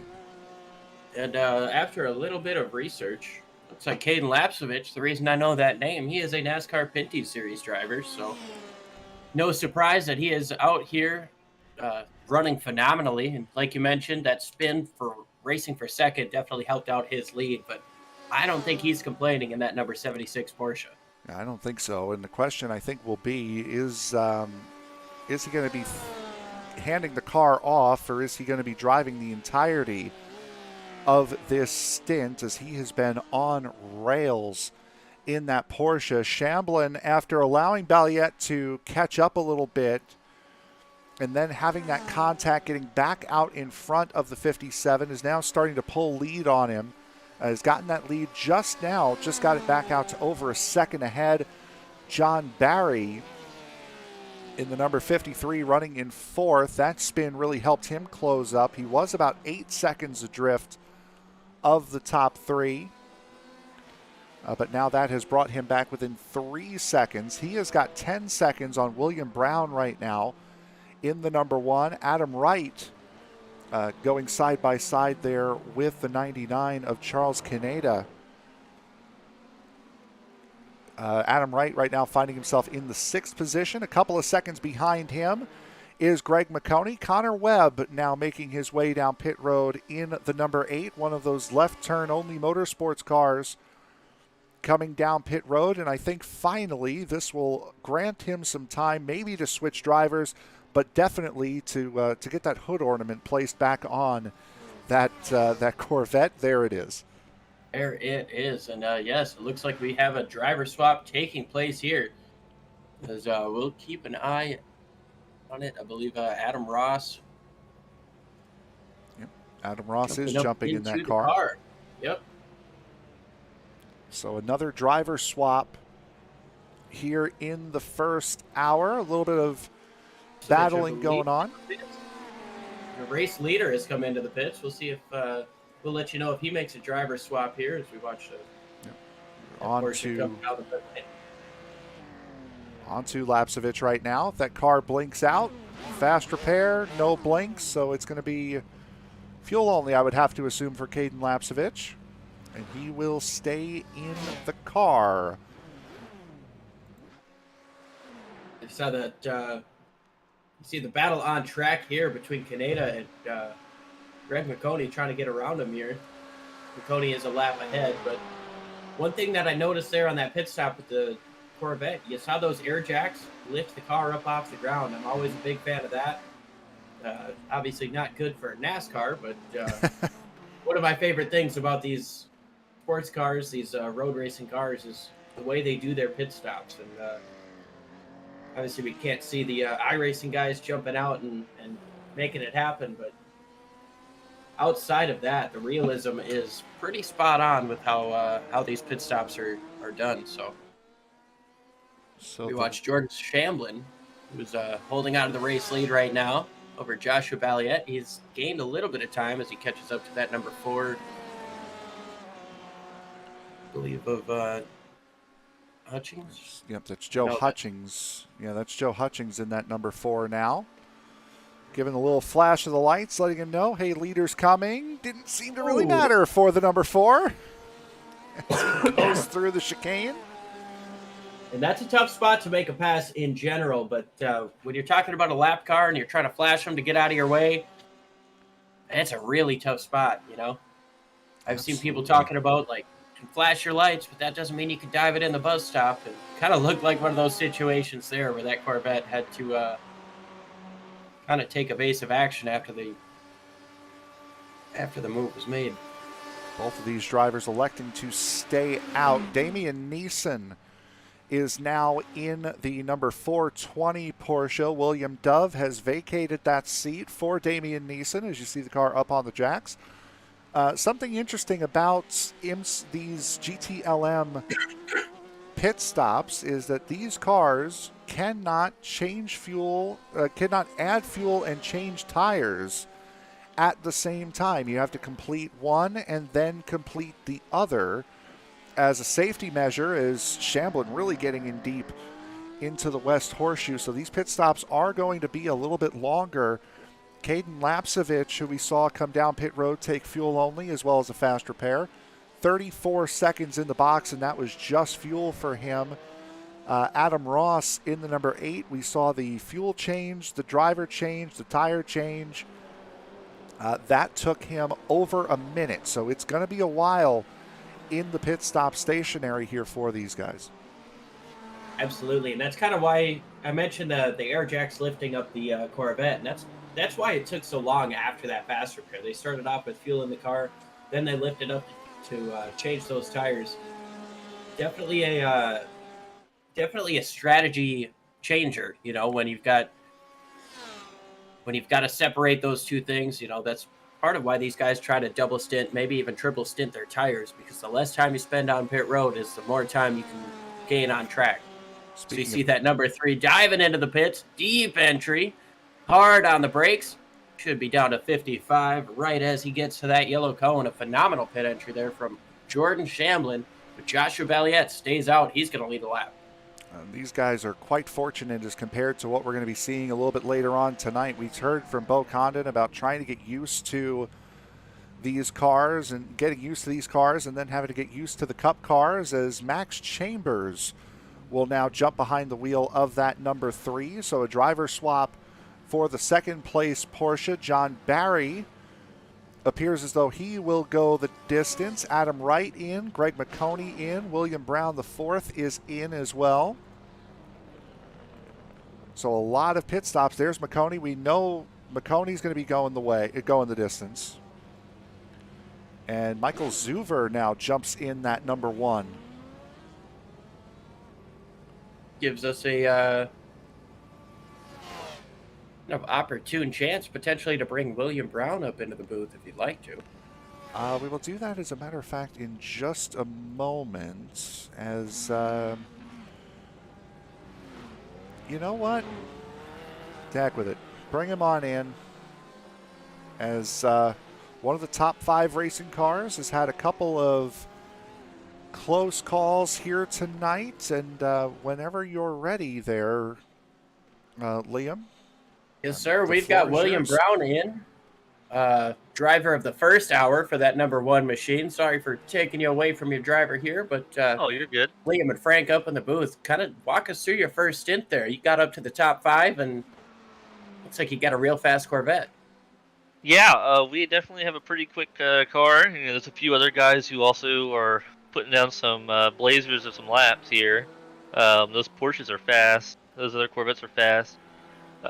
Yeah, first stint, I mean, I feel pretty successful. I'm really happy with it. Spun out coming on to NASCAR turn 2 or turn 1 and 2 there at the beginning of that restart pretty much. And that kind of stunk, but you know, we worked our way back at the field nice and clean. Didn't have any issues. Just running a pretty consistent and calm pace.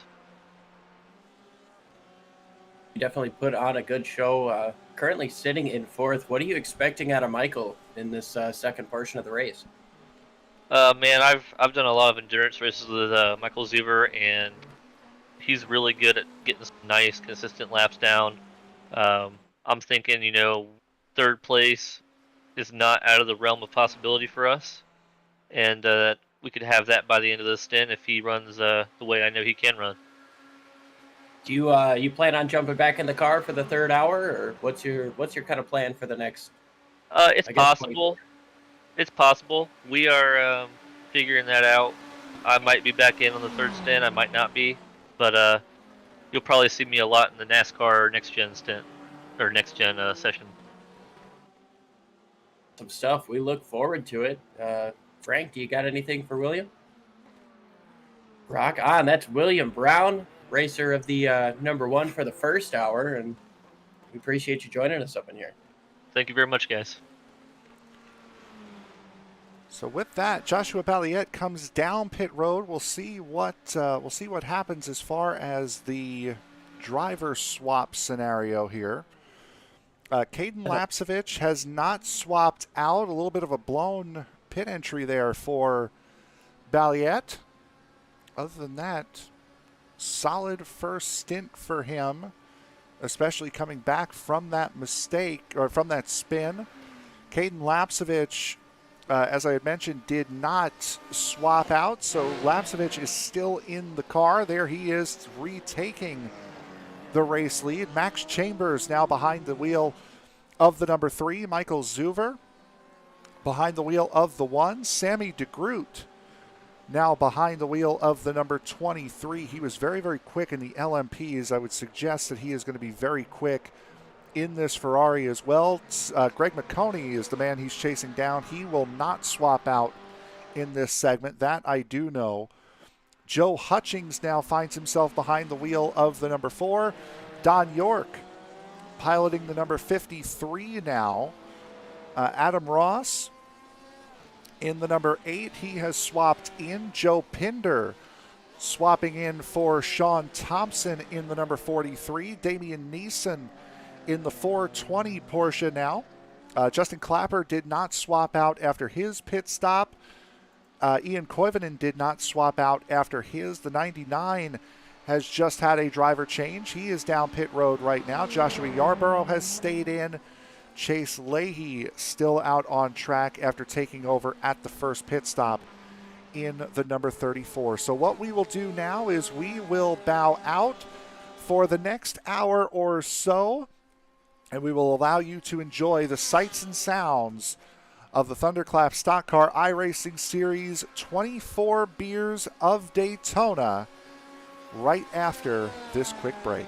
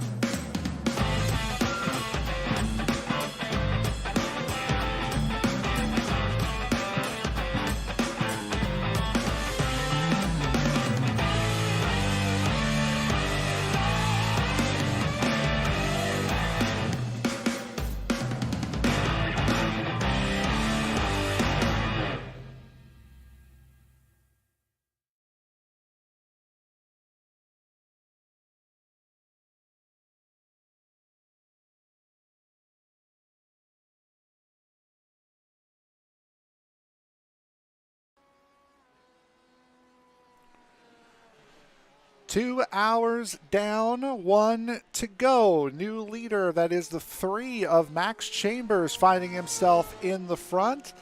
During our time away, we had a couple of cautions, a couple of big incidents on the first lap after the restart, and a whole shuffled up running order. It is the number 3 Porsche, followed by the number 57 Corvette, followed by the number 1 Corvette, who had a big moment that caused the first caution, with the number 32 Ferrari in very close company. The number 12 BMW we just saw go off. That is your current top 5 as we run with an hour and 6 minutes to go here in the 24 Beers at Daytona. You mentioned it, a couple of quick cautions there. We had a very eventful second hour. Props to Frank for keeping the cameras on and showing you guys one heck of a show as we had a couple more restarts while we were kind of away there. We've got ourselves a nice battle right now, though. Sammy DeGroot takes over that number 32 Apple Flat Motorsports Ferrari there. He's, tell you what, you look at the back bumper of that Ferrari, he's doing absolutely everything he can to make that number 1 car smell his poo. And he's got a nice toe here coming down, or through 3 and 4, NASCAR 3 and 4, coming down to the front straightaway. Looks up to the top, and looks like he's got a little bit of power up in that Ferrari. Yep, certainly does, especially with that toe. Again, the Ferrari pushing 60 less horsepower than the Corvette. However, boy, oh boy. Huge run up top. That's a really tough spot to make a pass. It's on the outside into turn number 1, and you saw a little bit of a sideways moment there out of that Ferrari. Getting up wide, getting up into the marbles, especially 2 hours into this thing where these marbles are really starting to take a showing, take effect on these tires when you get up into them. That's a tough spot. 60 less horsepower and about 28 more pounds in that Ferrari as compared to the Corvette. The Corvette comes in pushing 550 horsepower compared to Ferrari's 490. The Vette pushing 2,750 pounds. Meanwhile, the Ferrari outweighs it at 2,778. The Ferrari, the slowest and the heaviest car here. However, keeping a good run up here in this 4th position as Sammy DeGroot doing a very good job. He was very competitive. I believe he either won or finished up towards the top in the LMP2s in the pour before the 24 last week. So this guy certainly is fast. And that may have been where my confusion was at the beginning of the show, because we know this guy he has a huge moment there. That Porsche has to take evasive action right behind him. Might have been where my confusion at the beginning of the show came, watching that 32 team winning in the LMP2s. Definitely a strong team, and like you said, kind of an underpowered car, overweight, but these guys are definitely not showing that they have any sort of disadvantage as they sit in the top 4, up 5 spots from where they started, and currently putting on a great showing as you see that we've got a nice battle here with the 34 Chase Leahy. Got Adam Ross right behind him here. Ross trying to take advantage of the toe here down the front straightaway, but it looks like that Bo Condon car, the Door Bumper Beer Motorsports, rather, with Chase Leahy behind the wheel, seems to be gapping him down the straightaway. Yeah, these two have been going at it for the better part of this past hour, as Leahy has finally been able to get around Ross. And Chase Leahy, when he took over that car, about 45 minutes into the race or so, he was running in stone dead last in 16th. 2 laps down. That car has worked its way up. It's picked up a lap, and it's gotten up into the 10th spot. If a caution were to come out, Joe Pinder, there he is in the number 43 Porsche. He would be the one to get the free pass if another caution were to come out. However, that does seem very unlikely with how strung out this field is. However, we have seen one of those cautions fly as the sun is starting to really come down here at Daytona. Yeah, these guys are going to finish off this show in the dark. And like you mentioned, sorry there, I was switching tabs, kind of lost the train of thought here, but we've got Joe Pinder here with a nice draft up on this Ferrari, trying to push him here. This is not for position, but that Porsche trying to get absolutely every ounce of speed he can. A little bit of a bump draft through that corner there. Now, Joe Pinder did not start this race in that Porsche. That would have been Sean Thompson that would have piloted that number 43 at the start of this race. A couple of incidents for both drivers here tonight thus far, as we've got two drivers, I think actually one, that has started this race and is currently still in the car. We knew that Greg McConey was going to be running the entire 3 hours. He will not be participating in the rest of the 24 Beers at Daytona. He will not be in the Cup car in a couple of hours' time, and he will not be in the LMP2 tomorrow morning, so he will be getting his entire workout right here in the GT3, and I believe, no, I can't say that. I believe McConey is the only one that has not swapped out. The 63 may say Joshua Yarborough as well. He has not switched out at any point. Justin Clapper is showing that he is still in the car. However, we have gotten word that he is not the one in the seat. Sheldon Martin right now is the one in the seat for the number 63 car right now. They are currently occupying the 16th and final position. You mentioned Joshua Yarborough still in the car. He's got a couple fans in the chat hoping for him to get a couple more spots here in that number 77 yellow Corvette. You see him going through the second horseshoe now. Nice, easy entry there. He's got nobody around him, no real reason to push, just trying to log some laps here. Maybe hope a caution comes his way. He can get closer to some of these top 5, top 10 competitors. But currently sitting he's only one lap down. He's in jeopardy of going 2, as the leader is probably 15 to 20 seconds behind him. Adam Ross, however, has decided to jump into the pits here in that Dale Earnhardt branded Corvette. See if that's potentially a scheduled pit stop as we are approaching, or just crossing rather, the 2-hour mark in this race. These guys can go about an hour, a little bit over on fuel, but it's kind of best to just split it up into 3. Looks like a driver swap is happening here. Connor Webb going to jump up into the car and replace Adam Ross. Connor Webb back in that car. He's the one that started in that number 8 car, and that should be the final stop for them. As Liam just mentioned, we should see these drivers go for about an hour before they need to come down pit road yet again. So Connor Webb should be done, as we've got guys on. We did have a couple of caution flags in that second hour, so that might have extended the fuel window for some of these guys. As you can see coming up on your screen right now, the top 10 actually, and where they run currently as far as their pit strategy is concerned. That last number is the last lap that these guys have been down pit road. Chambers in the race lead, as well as Sammy DeGroot running in the 4th position. Those guys both came in on lap 33 was their last time. I'm sure they were able to save some fuel with those cautions coming out, but I don't think that's enough to rival the guys that came into pit on lap 43. It's going to be a tough one to try to overcome that fuel gap there, as we watch Max Chambers, who has a 10-second, pushing 11-second lead over the pole sitter Joshua Valiette, who is, as we mentioned, he started this race. Is he still in the car? Valiette did. He started the race, and then he jumped out, and now he's back in. So this is Balliette's second stint in this car, technically. Balliette. I know it's good.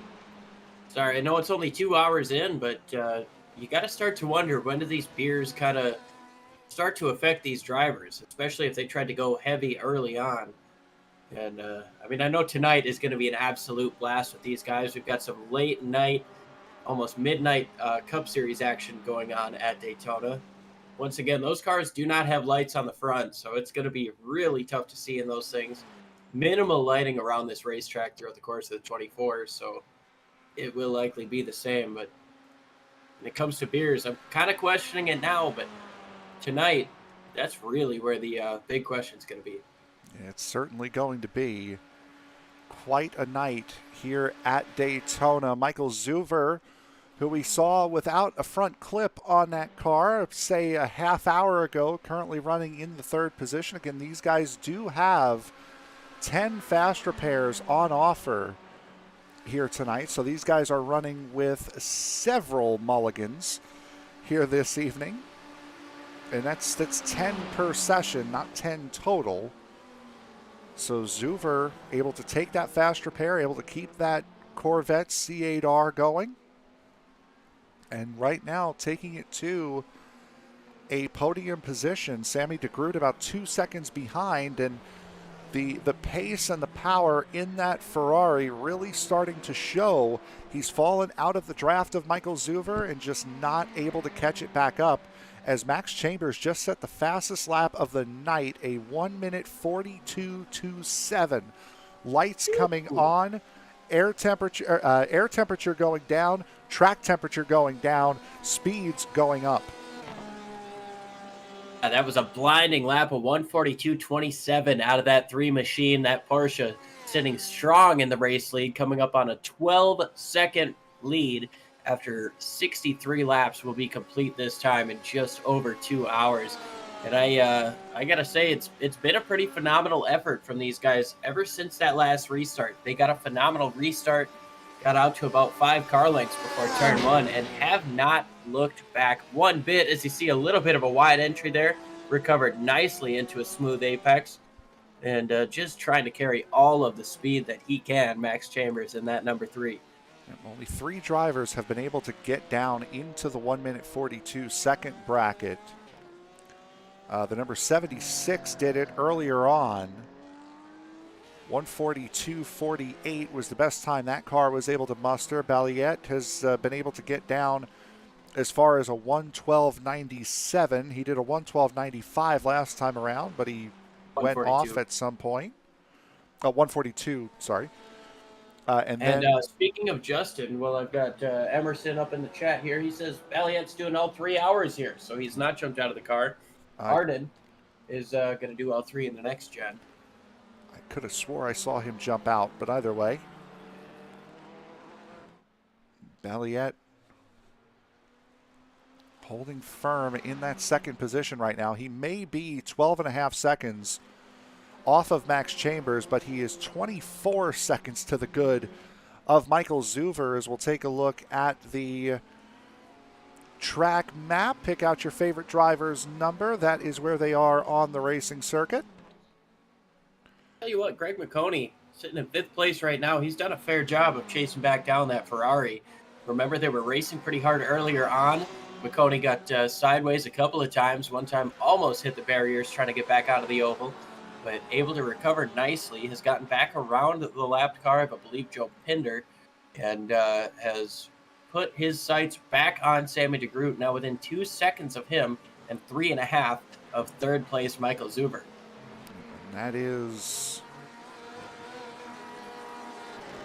as we saw that 12, that slide that you had mentioned almost getting into the fence, that was just before we came back on for commentary.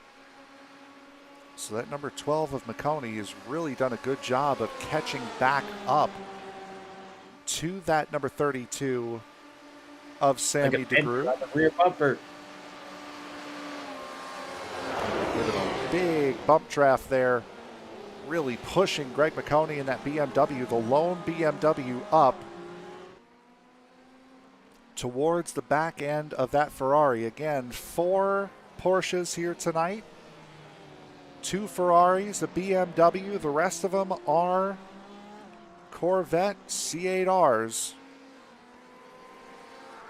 in these GT3 Le Mans, as you can see, GT Le Mans cars, pardon me, not GT3s. As you've been seeing on the bottom of your screen, do not forget to follow us, not just here on Facebook, because I believe that was the 76 of Jonathan Platt. It was that 76 car sideways coming out of the bus stop. Tough break for that 76. We saw leading the entire first hour. Heavy damage to the front end. That hood is gone, and you see some ornaments up beneath where the hood is supposed to be. We'll take a look, see here. Getting through the bus stop just goes a little bit too fast, too wide.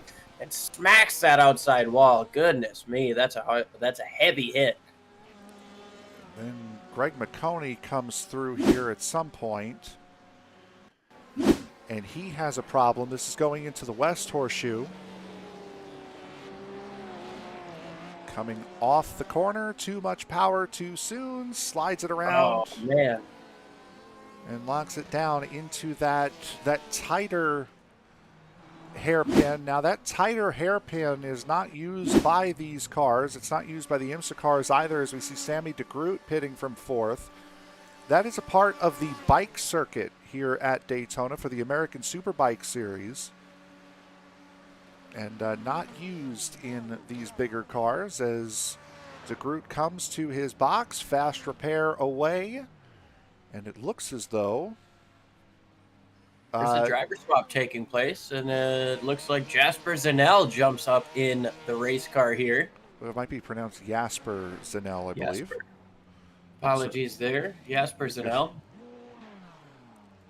The only reason why I remember that is because I got a message earlier in the week with absolutely zero context saying it's pronounced Jasper. I'll explain later. We never got the explanation later, and I'm now using my power of deduction. I would have to say this is the Jasper that they were referring to. I may have inadvertently earlier said Joseph Chambers. That is Max Chambers in the lead and now in the pits. Coming in, taking what should be his final pit stop.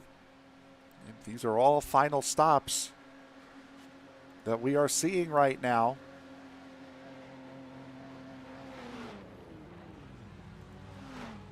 As we'll see if there is going to be a driver swap here in the top car. There is. Oliver Kemp will be jumping into that number 3. We've seen a little bit of a livery change potentially here. It's the number 3 Porsche of Oliver Kemp. I've never seen that before, but I tell you what, I am pleased. So we watch Joshua Balliet inherit the race lead, goes through the kink, now going into the second horseshoe. You can see just how dark it is throughout the course of this racetrack. The sun is completely down, just a little bit of tinge of pink up in the sky, but these headlights are really lighting up this racetrack. As you see the 77 go wide there, touches the wall. Looks like he was just trying to give a little bit of space to the race leader, but Joshua Yarborough touched that wall there. Yep, that was Joshua Yarborough getting out of the way. As number 47, the number 57, pardon me, for the first time tonight, leading this race after getting taken out, going into the International Horseshoe on the very first lap of this race. It might have been a little bit of announcer's jinx. I talked during the parade lap about how much of an advantage starting on the pole was going to be, and it wound up being a moot point in that first horseshoe. But a nice recovery here. Joshua Balliet comes across the line, leads yet another lap here, holding on to the race lead, but still a pit stop coming. It's been quite a few laps since his last pit. Lap number 43, as he currently works, I believe. It's lap number 43 was the last time he came down pit road. He just started lap 68 right now. Is the lap that he is currently on, as Michael Zuver now starts lap 68. Greg McConey up into third. Oliver Kemp slow coming out of the chicane.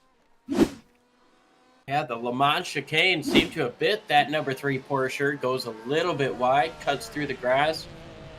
And yeah, that's going to slow him down just a bit, but keeps the car straight, able to recover quite nice. That left-right change of direction caught that number 3 out. And this car had the big advantage. It had a good 13, 14 second lead when it came in. Again, depending upon now when Balliet comes in. These Hyperforce cars, as we had mentioned earlier in the broadcast, by winning all 3 classes in the Pour before the 24 earlier tonight, all 3 of these races will be led by Hyperforce cars coming to the grid. There will not be qualifying for the NextGen Cup cars coming up in a couple of hours, nor for the LMP2s tomorrow morning. Instead, they will draw off of the finishing results from the race prior. So the starting grid minus the Hyperforce car starting on the pole will line up in the way that this race finished. So as it were to stand right now, Balliet and Zuver, or at least their respective teams, will start on the front row for the Cup cars later on tonight. Yeah, absolutely, and that kind of brings in to focus how much these mid-pack battles mean. I mean, you look at a guy like even Justin Clapper, who's sitting in last right now. He's got another car on the same lap as him. That one spot he can gain tonight can potentially bring him just a slightly easier, start when we get into the main night competition here in the next-gen cars, and especially tomorrow in the LMPs. Got to try to take every advantage you can, and while we saw that starting position can certainly be a moot point, the more cars you have behind you, the easier it's going to be to probably get through some of those first corner shenanigans should they come about later on. I was wrong. It's not Jasper. It's Jesper. Jesper Zanel running in that number 23 Ferrari, the second running Ferrari right now. Behind that is Merle Eschman in the number 16 Ferrari right now. So, sorry, I was going to say DAB Spotting pops in saying that they finally got their paint uploaded. I would imagine that is the number 3 Porsche. Yep. Sorry we couldn't get that uploaded earlier, but it seemed to work during the driver swap, and now you get to watch that beautiful number 3 covered in dirt and marbles throughout a 2.5-hour race so far. And I think I did try to reload the textures during the middle hour, and for whatever reason it just didn't go up unless he was the only one that had the paint loaded as his official paint. I'm not sure, as we see Michael Zuver from the Too Drunk to Drive team coming in. Tell you what, they do not look too drunk to race at this point. They are sitting in second place before the pit stop here, as to move a little bit forward to get up into the box.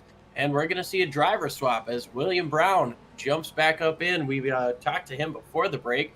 He talked about how he wasn't sure if he was going to jump in for the final stint or leave Zuver in. Looks like that call has been made to put William Brown back in, as Greg McConey now inherits second place. Brandon Storer in as well in the number 4 Corvette. He's coming in from the 5th position. So see if there will be a driver swap here. Storer did not start this race, and there will be, as it'll be Peyton Sweet jumping behind the wheel of that number 4 for the final 43 minutes or so.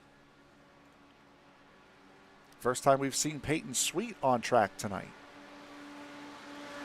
He's hoping for a sweet finish here as he jumps in the 7th place in the number 4 car right now. Watching Joshua Balliet, though, as he has completed 70 laps, currently on 71 right now. It's been about 27, 28 laps since his last pit.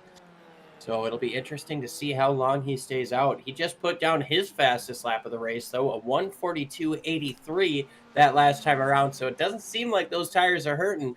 He might just be trying to log some laps, spend the least amount of time on pit road in terms of fuel, and just try to get the best in lap he possibly can. Those two during the seconds, those two being Balliet and Greg McConey, both came into pit just prior to going to green on the second of the 2 restarts during the middle hour to top off on fuel. Joe Pinder in pit road right now. Pinder did not start in this car. Sean Thompson did.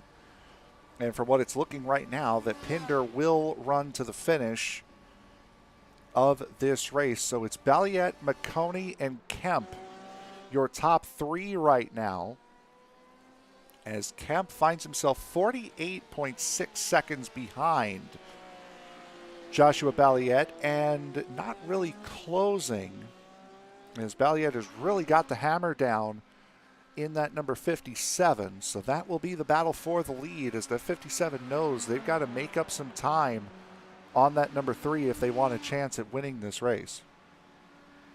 Well, he's putting down the fastest laps he has last time around, even better than the time before, 142.78. Kemp on his last time around is a 144.20, and that gap is actually sitting about 104. So it'll be interesting to see what the time lost on pit road is, and if Balliet can keep a little bit of fuel up in that tank, shorten that pit stop up, and try to get out in front. It'll be interesting, though, as that Kemp machine has been leading for the majority of the second half of this race. See what kind of laps he can put down, and maybe race down the race leader here is looking like a couple of guys going up off the track there. There's Merle Eschman getting some tires there in that Ferrari.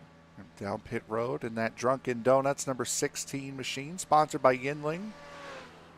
All three of those number 16 cars will have that livery, or at least a combination of. It is getting a little bit too hot, even with the pit limiter on it, is Eschman. Yeah.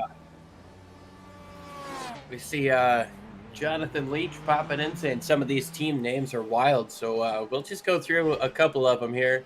Yeah, Maybe most of them as we watch Balliet. We'll go through all of them. So we've got 24 Beers race of 24 Beers team.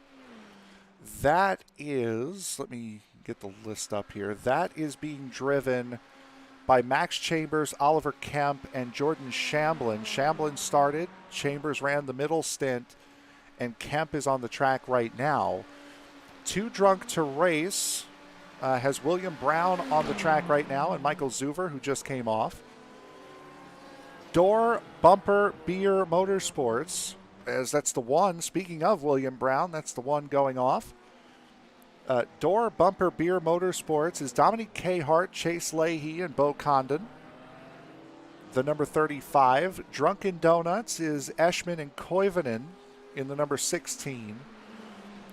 Fast Apple Flap Racing is Sammy DeGroot, Jesper Zanel, as that was a bit of a shot there towards the Porsche, who's able to keep it straight, at least not able to slide back onto the racetrack in a dangerous way. So the number 43 Porsche looking okay for the moment. So Fast Apple Racing Team is Sammy DeGroot, Jesper Zanel, and Adam Wright. Hutch Sport Racing is the number 4 with Joe Hutchings, Peyton Sweet, Michael Rupp, and Brandon Storer. Hyperforce is Joshua Balliet, Emerson Ardone. At least those are the two that were in the session at least. Left Turn Only Motorsports number 6 goes to Connor Webb and Adam Ross, with Left Turn Motorsports number 7 being John Barry and Don York. Light Beer Mafia goes to Jonathan Platt and Caden Lapsevich. Justin Clapper with Midpack Motorsports. Not a Rapper is Damon Neeson and William Dove in the 420 Porsche. Sim Racing Grid Team Silver, Joe Pinder and Sean Thompson. Team Arcs Racing, Alex Simikowski, Ryan Pinnell, Kevin Feemster, and Charles Canada. Trash Can Racing being Joshua Yarborough in the number 77 Corvette. And then White Lightning 2 being Greg McConey and Roger DeBold. At least those are the two that were in the session. So there's a rundown of the teams and who is on what team. Thanks for that, Frank. I mean, we've got some phenomenal team names up in here, some phenomenal drivers as we watch Joe Pinder come in to make yet another pit stop here. Likely going to take a fast repair and get that front end fixed. And, should be the last one of the night as you see the car go up immediately. Tires going on that number 43 Porsche. We know Pinder's not going to come out of the car. He just came down pit road not all that long ago, as Balliet continues his march forward. Oliver Kemp is a little bit quicker than he is, at least over the last couple of laps. We'll show you the difference, the time difference between Balliet and Kemp. There's a lot of that having to do with traffic, but Kemp clawing back almost a full second that last time around, finding himself 1 minute and 5 seconds off of the race lead, or about a full fuel and tire stop.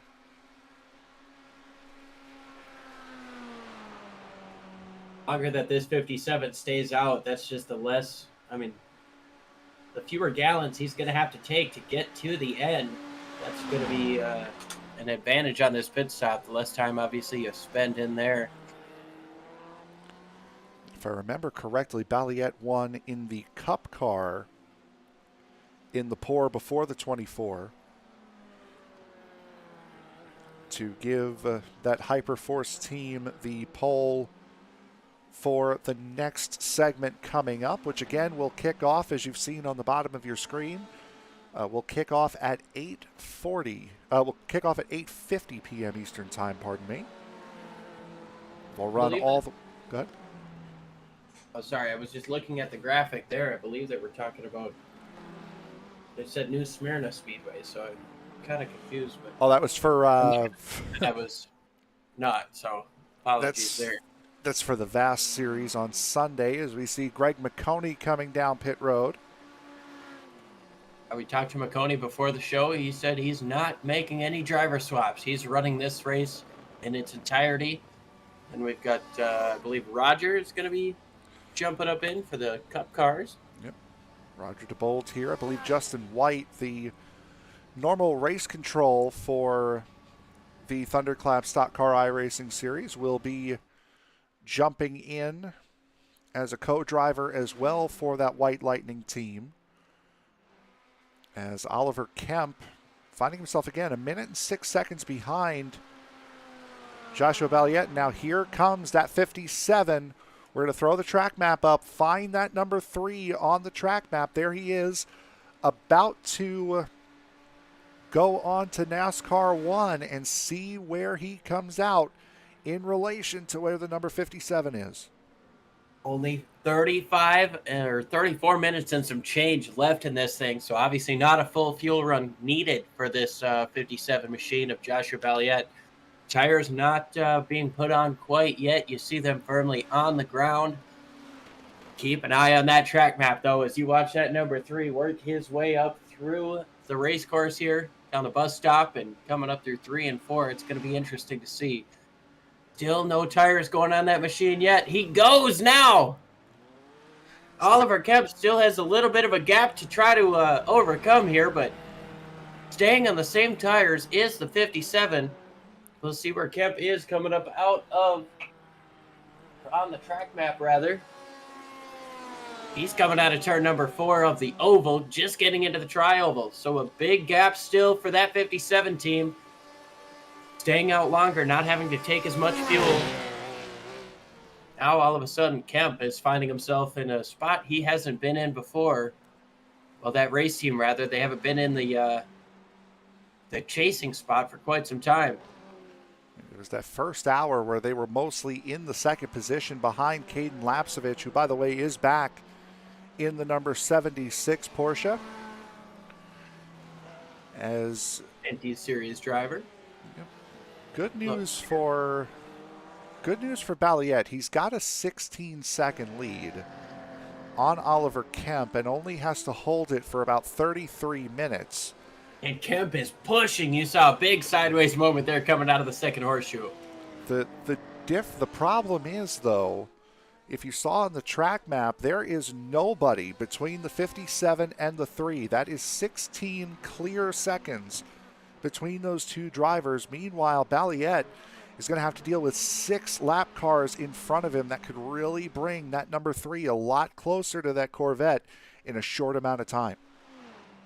Yeah, it sure could. And I tell you what, lap traffic is not something anybody wants to see in any race. But in an endurance race like this, you've got so many people on different strategies. And especially with how long these things run, people tend to fall back. They're not going to necessarily give it up, though, because we've seen a couple of cautions happen. And while we are pretty late in this thing as we approach the final half hour, it's not out of the realm of possibility. These guys might want to stay on the lead lap, maybe race for the free pass type of situation. We've got a car off the track right in front of your race leader. Yep, and that's Connor Webb, and that's one of those things that could very quickly erase that 16-second lead for Balliet. And unfortunately for that 57, he has gotten out right behind the number 8 of Connor Webb, who just rejoined the racing surface, as we'll jump on board with our current race leader. I love this camera so much because you get to see the driver input, but you get so much of a wide angle of what's going on in front. You saw that Dale Earnhardt paint scheme get a little bit sideways coming out of the horseshoe and gave up the spot going into the next hairpin there. But now here comes Joshua Balliet trying to take the draft. Now Oliver Kemp just getting onto the oval. That gap has actually increased to over 17 seconds now. Yeah, and this is why right here Oliver Kemp had a little bit of a moment. This coming out of West Horseshoe. Runs a little wide. And ooh, that's a big prolonged mistake there for that number 3. He's doing absolutely everything he can. They know they have a quick car. They led for a good portion of that race. And you see a little bit of a cut there on the bus stop. That's probably a 1X, but that's not going to matter here like it did in the 24s, iRacing 24 at Daytona. So you see Oliver Kemp coming up through 3 and 4. There's no real threat behind Oliver Kemp right now. Greg McConey, sitting in the 3rd position, is 37 seconds adrift of Oliver Kemp. McConey, though, might have some battling to do with William Brown, who is 4.5 seconds behind him. Brown and that car was in 3rd position when the pit stop cycle started. They are now running in 4th. They are catching Greg McConey, but not by much. They were only about a 1/10.5 quicker that last time around. However, they appear to be quite a good margin quicker this time through. And we know Brown is going to be on it here. He's been pretty quick throughout the course of this race. Ran top 5 in the first hour. We saw those guys get into a little bit of trouble there on that first caution in the second hour. Now William Brown trying to get up there and take a podium spot away from Greg McConey and put his team just another spot further in the starting order in the races to come. Yep, and this race has had quite the moments here. This was the very first attempt at the start. Michael Rupp going wide, or possibly we'll be able to show this. I think it might be a little bit too far back. Oh, there it went. Michael Rupp on the initial start of the race, going out wide, getting spun, well, spinning himself, sliding into the top cars, and then the car that finds itself in the lead right now, the victim of contact between the two Porsches, that brought out the first caution of the overall race. A couple of cars having some minor moments here and there a little bit later on in the race. This between Damian Neeson and Michael Zuver, as Neeson went off in the bus stop, stopped on the exit of the bus stop, and Zuver just had nowhere to go. That brought out the caution. Then, on the restart following that caution, Chase Leahy in that red and black Corvette, it's hit by the 43 of Pinder, who also made contact with Justin Clapper in the 63. Then Greg McConey getting loose, going into the International Horseshoe, causing a block up, a log jam, if you will, bringing out yet another caution. Green flag would come out again. This time Or the yellow flag coming out again, this time bringing a little bit more mayhem. As you see more cars just trying to find their way back onto the racetrack. And then after this most recent green flag, this was the start. Once again, Joshua Yarborough running into some problems. Going into the International Horseshoe, running a little bit wide. Pinder off into the grass as well. Justin Clapper having a big moment. This on the oval. Contact there. Boy, we had missed that live. Ooh, and a big bit of contact there for the 16 of Eschman. Don York also going through it. A little bit too hot going down into turn number 1. Goes through the grass. Collects only himself. That was a battle for 5th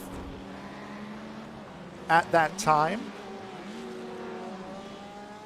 And then a bunch of other miscellaneous little slides, dip-offs, dekes, and dodges all throughout the remainder of this race to where we are now with 25 minutes to go. Joshua Balliet in that number 57, who's been involved in a couple of incidents here tonight, finding himself out in front by 20 seconds over Oliver Kemp. Yeah, it has certainly been an eventful race here, and Joshua Balliet, no stranger to contact throughout the course of this race. Obviously, we saw the first caution coming out where he got sideways from the pole. Now sits with 25 minutes on the dot left to claim victory here in the first leg of the 24 Beers at Daytona. We started about 3 p.m. in sim time, maybe 4 p.m. in sim time. We're approaching 7 o'clock. The sun has completely gone down. The lights are on the racetrack and on these cars. And not a whole lot of close battles on the track right now, but that does not mean that these guys are not susceptible to mistakes, because in these types of endurance races, anything can kind of happen at any moment. As you see a nice slide there out of your race leader, Joshua Balliet. Joshua Balliet, this was the guy that I was chasing down apparently the entire pour at the 24. And I would have won that too if I would have actually been smart and used my head on that last little restart with a lap to go. If it weren't for those meddling kids. Oh, if it wasn't for my lead foot coming back onto the oval, I had the draft. I would have won it, but nope. I'm not smart when I'm sitting behind the wheel, and I overcooked it, spun it, nosed it into the wall. But hey, all right, so you created some excitement. Balliet would have started on the pole anyway. For if I would have won that segment of the pour, it wouldn't have counted since I'm not participating in the race. So Balliet was on pole either way. Yeah, lucky me, I got Frank up here instead of on the track. Hey, that's man, not a dig at your driving abilities. That's a praise to your commentary. I drove 4 hours clean for the most part, and then it was the final minute. At least my night ended a little bit better than Greg's did. In the final 10 minutes of a 4-hour endurance race, his sim decided to quit on him. Ended up losing third because of it. That's a rough spot for Greg to have been in, but I tell you what, man, I ran the Daytona 24 last month, and I only spun 4 times. Only 3 of them were my fault. So I think we're kind of in the same boat there, but if what you were saying has any sort of impact on this race, we might be in for a crazy last 10 minutes of this thing. Now, we had mentioned it earlier on that we are on the road to 3,000 subs. We have been very, very close over these last couple of weeks, and we are inching even closer. We are 4 subs away from that 3,000, and when this channel started 4 years ago under the Esports Broadcasting Network banner, I came in just before I came in, I think it was the week that this channel got 1,000 subs. I was on the call when we hit 1,500. I was on the call when we hit 2,000. I wasn't here when we hit 2,500, but boy, it would be special to be on the call once again when we hit 3K, and we are very, very close to it. Again, just 4 subs away. So if you're watching this race, you're not subbed in, as it's the 420 spinning off.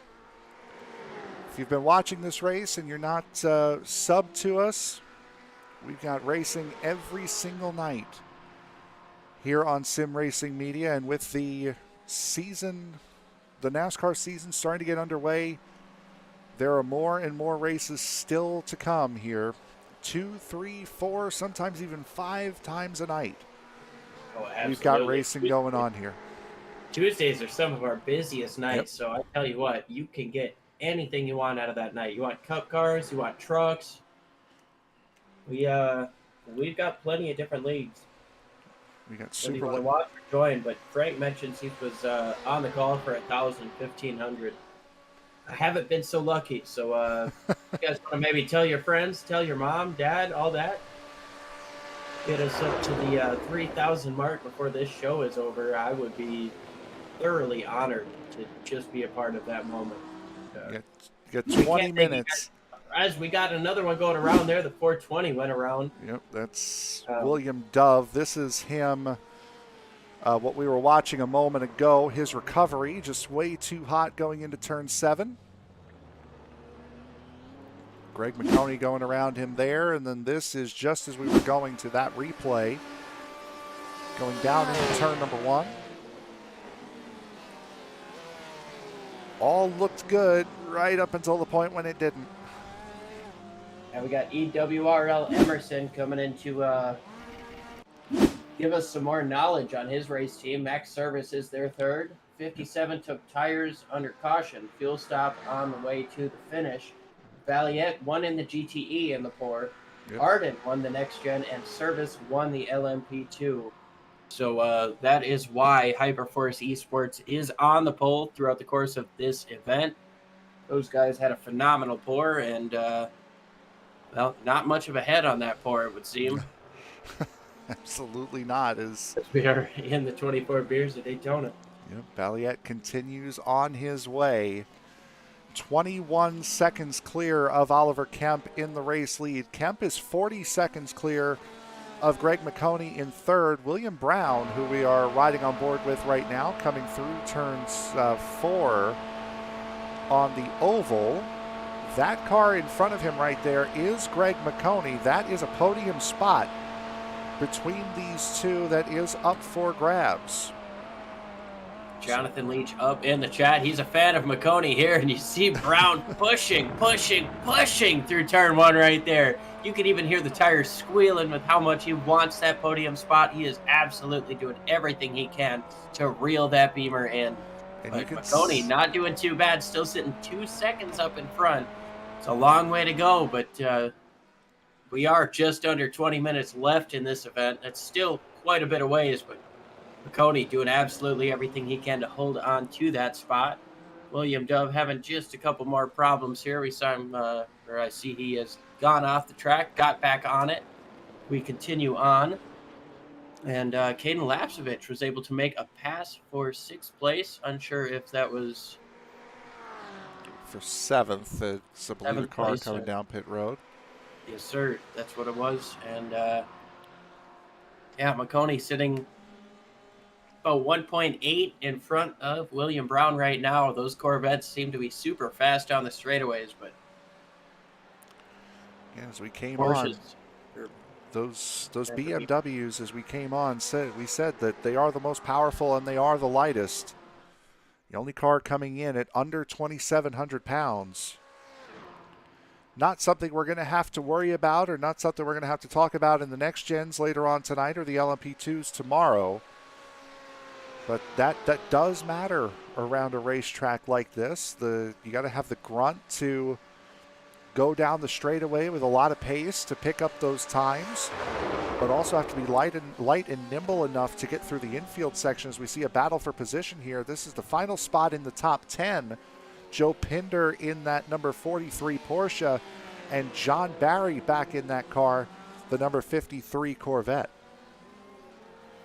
These guys getting on it here, racing for position. The closest battle we have on track right now is that 43 doing absolutely everything he can to keep that Corvette behind him, but we'll see how the slipstream works for these drivers. Haven't spoken much about the power of that Porsche mid-engine, so it's a very balanced race car. The Porsche coming in at 510 horsepower, 2,740 pounds.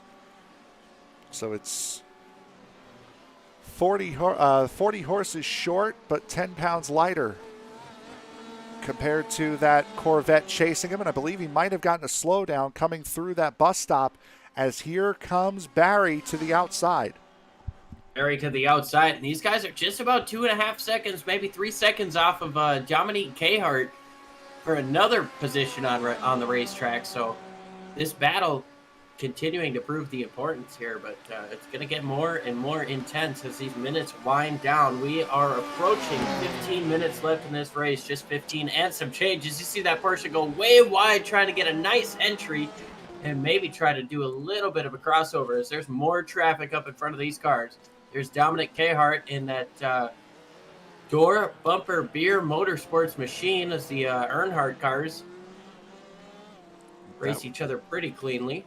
That's Adam Ross trying to get out of the way, allowing John Barry to go through and try and maybe to relieve some of the pressure that Joe Pinder was putting on. Dominique Cahart, let's talk about this team here for a second. You just mentioned Door Bumper Beer Motorsports. This team was running stone dead last going into the second hour of this race, and over the last hour and a half, between Chase Leahy and now Dominique Cahart, they have gotten up into the top 10, running in ninth. However, that might be short-lived as a big late swing out from John Barry. He will take over the ninth position, and now Joe Pinder will follow his way through. He will slide into 10th, but still, nonetheless, a great recovery for that number 34 team. Phenomenal recovery there. We saw them nose it into the barriers in the Le Mans chicane in that bus stop earlier on in this event. These guys working with everything they have right now. Obviously, you saw them a little bit slow as these two cars got around him, but Joe Pinder not giving up on this Corvette here. He's trying to get that ninth spot away now. It's no longer for a top 10, but every spot is it's bragging rights. And again, a better start for when we go into the next gens at 8:50 p.m. Eastern Time tonight. Now, this battle is not the only one that is getting close on the racetrack. Peyton Sweet right now has Jesper Zanel very close to him, about 1.5 seconds. Greg McConey is now 1.25 seconds ahead of William Brown. So we do have high positions that are coming under contest here as William Brown looking for the final step on the podium. He has been a little bit quicker than Greg McConey over these last couple laps. McConey last lap a 44.29 compared to William Brown's 43.56. That number one machine of William Brown has been chasing down McConey. I tell you what, let's jump up on board with that number one machine and watch what differs between him and McConey as they go through the oval and onto the bus stop. You see a little bit of a sideways moment there. A nice correction out of that William Brown machine, but obviously lost time, lost some speed coming onto the oval. That's going to be detrimental to the tow he's going to get compared to McConey and the Beamer. But he's already starting to get a little bit more speed. He's starting to close that gap once again. Figure out where he brakes here. Just past that caution light, deep into the braking zone. Works that chicane quite nicely. And is able to continue to close that gap on McConey. It's 0.5 second right now, and we'll see if he can get down into turn number one with the tow side by side, or maybe even past McConey here as the gap continues to close. Doesn't quite look like he's going to be able to get there at this point, but you see that Beamer getting slightly larger up in that front windshield. Very Much deep deeper dive. under braking. McConey trying to hold a nice tight line, try to play it safe here. Able to get a bit of a run out, but might have lost a bit too much under braking as once again the Corvette tries to outbrake him. McConey goes wide, gets sideways, and well, I tell you what, that was kind of the mistake that William Brown was hoping to get out of that Beamer, making an easy pass, and he got his wish right there. And that was Greg pushing way too hard.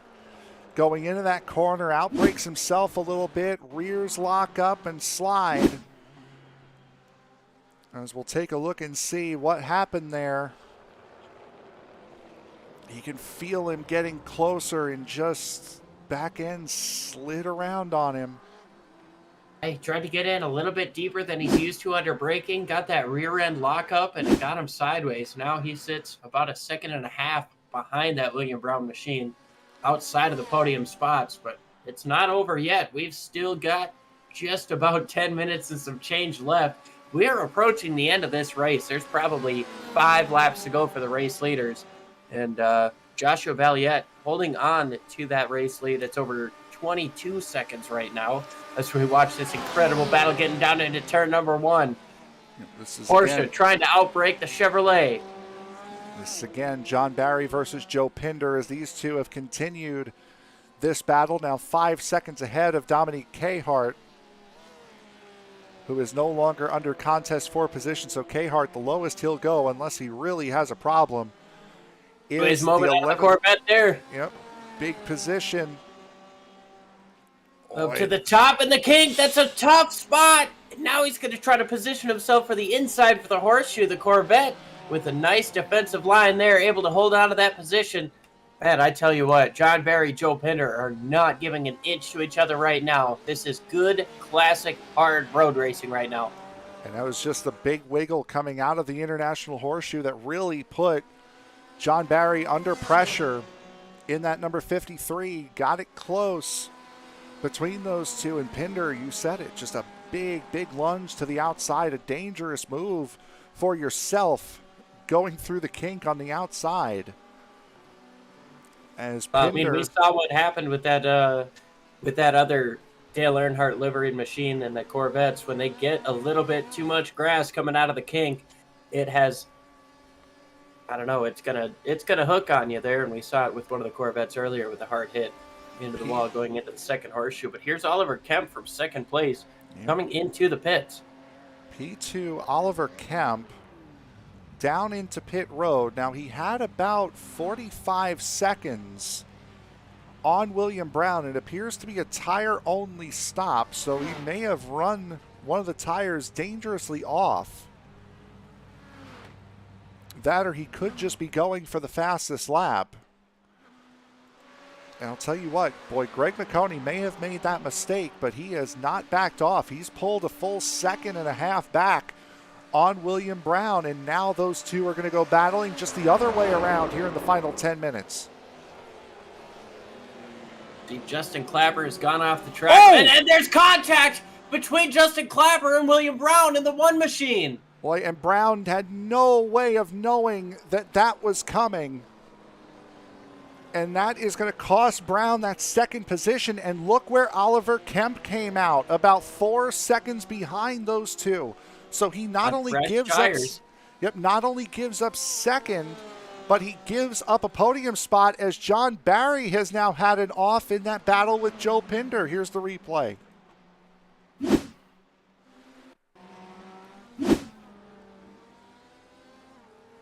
Like coming through the kink. It was between 6 and 7 here, and getting onto the oval rather, coming off of that second horseshoe. And some hefty contact there between the Porsche and the Corvette. And this is what happened with Justin Clapper. Just looks like, just too much gas too early on the inside, trying to straighten that car out, trying to get it back onto the racetrack. And as he's backing up to get out of the way, here comes the battle for second. Really tough deal there, but Oliver Kemp might be the beneficiary of that. He's on the freshest tires right now. He might be able to chase these guys down, potentially steal his second place away from Greg McConey, but he's still got William Brown to deal with. These guys all within about 3 seconds of each other is actually William Brown coming in to take repairs. Oliver Kemp sits in second place, just about 3 seconds behind Greg McConey. Yeah, Brown bailing out a good 50 seconds ahead of Peyton Sweet. So if this is just for a fast repair, it's not going to do much, if any, damage to him. As there's the pop of the front, and off he goes. So, yep, just a fast repair for the number one. And that will leave Oliver Kemp to battle solo against Greg McConey for second. McConey might have had himself a little bit of an off there, or a wide corner. There's the flashing from the Porsche right behind. Looks like he's trying to get into his head. And you hate to see that for McConey, a guy who's made a couple of mistakes throughout the course of the night. That car is continuously just flashing him. Yeah, that's mind games between the number 12 and the number 3. As the flash doesn't go that long. That is him repeatedly on the button. Absolutely. As we approach 5 minutes left in this race. 5 minutes, of course, plus 1 lap. It looks like just now Oliver Kemp has decided to stop flashing the car in front of him. A second and a half is the gap, but like you mentioned, it was up to 4 seconds before that contact in the race for second with Clapper, and now fresher tires for Oliver Kemp, eating into the gap and once again on the flashers. It just goes to show how much can change in a 24-hour race. Caden Lapsevich, who we're seeing on screen right now, running in 7th, led the entirety of the first hour. Then in the first pit stop cycle, it was the number 3 team that got out in front and led the way for quite some time. And ooh, that's a big runoff there for the number 3, as it was Max Chambers who led this car all the way through the second hour, and now Joshua Balliet leading the way through, as that was Dominique Cahart spinning out of the International Horseshoe. Not of consequence to these two. Yeah, while we have a few minutes left in this race, just over 4, I want to give a shout out to Asna for just now bringing to my attention that the Fast Apple Flap Racing Team is a acronym for FART.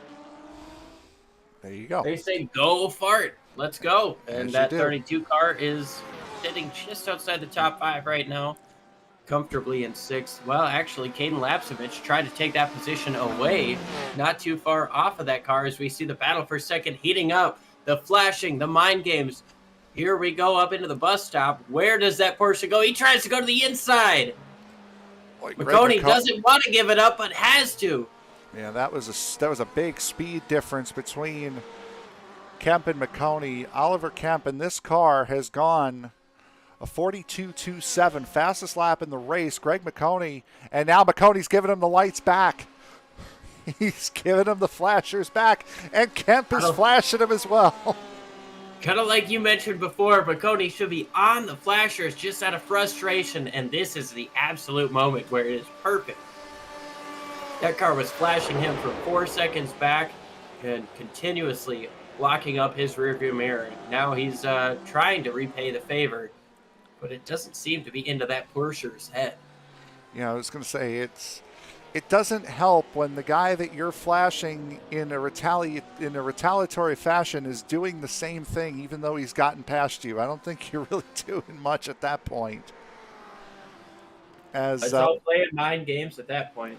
Yep, as there is the number 5 position, the number 4 of Peyton Sweet, and now here is the battle for 6th. Jesper Zanell, the highest running Ferrari in this race, trying to take down Caden Lapsevich. Yeah, of course, Caden Lapsevich, a playable character in one of the NASCAR Heat games, trying to take the draft, takes the outside lane. Let's see if this outbreaking moves goes. Oh, they made contact, big contact. The Ferrari is sideways. A nice save out of the Ferrari and a nice save out of Lapsevich. Both of these drivers able to continue, but they both run pretty wide there in turn number 1. Some unexpected contact, but I tell you what, these guys are racing for position with 2 minutes to go. Lapsevich locks up the brakes, and that gives the Ferrari a chance to get back to the inside. Lapsevich got the door. Boy, it really slams it on the Zanell. 32.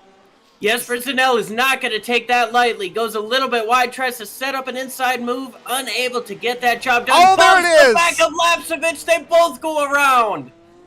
And again, that started going down through the tri-oval. And it looks like that Ferrari is unable to move, trying to get that car refired. Lapsevich able to drive away. The Ferrari currently unable to. We'll take another look at that. These guys are racing hard. That Ferrari drove in deep to try to get into the back of Lapsevich. And tell you what, 2 minutes to go. You're seeing absolutely everything flare right now. Tempers, adrenaline, maybe a little bit of buzziness. That's where There's the contact on the front straight. Ferrari super duper sideways. An amazing save by Jesper Zanell. Yeah, that was where it all started between the two. And now Round once again goes Lapsevich. Yep, and there is Lapsevich around coming out of the chicane. Zanell, as you can see, has gotten that car running again as we enter the final 30 seconds of this race. This should be the final lap coming through. I believe they will throw the white flag after completion of time, so this might be 2 to go. But it is an endurance race. We might be on the white flag. So either way, a minute and 10 seconds of a lead here for Joshua Balliet.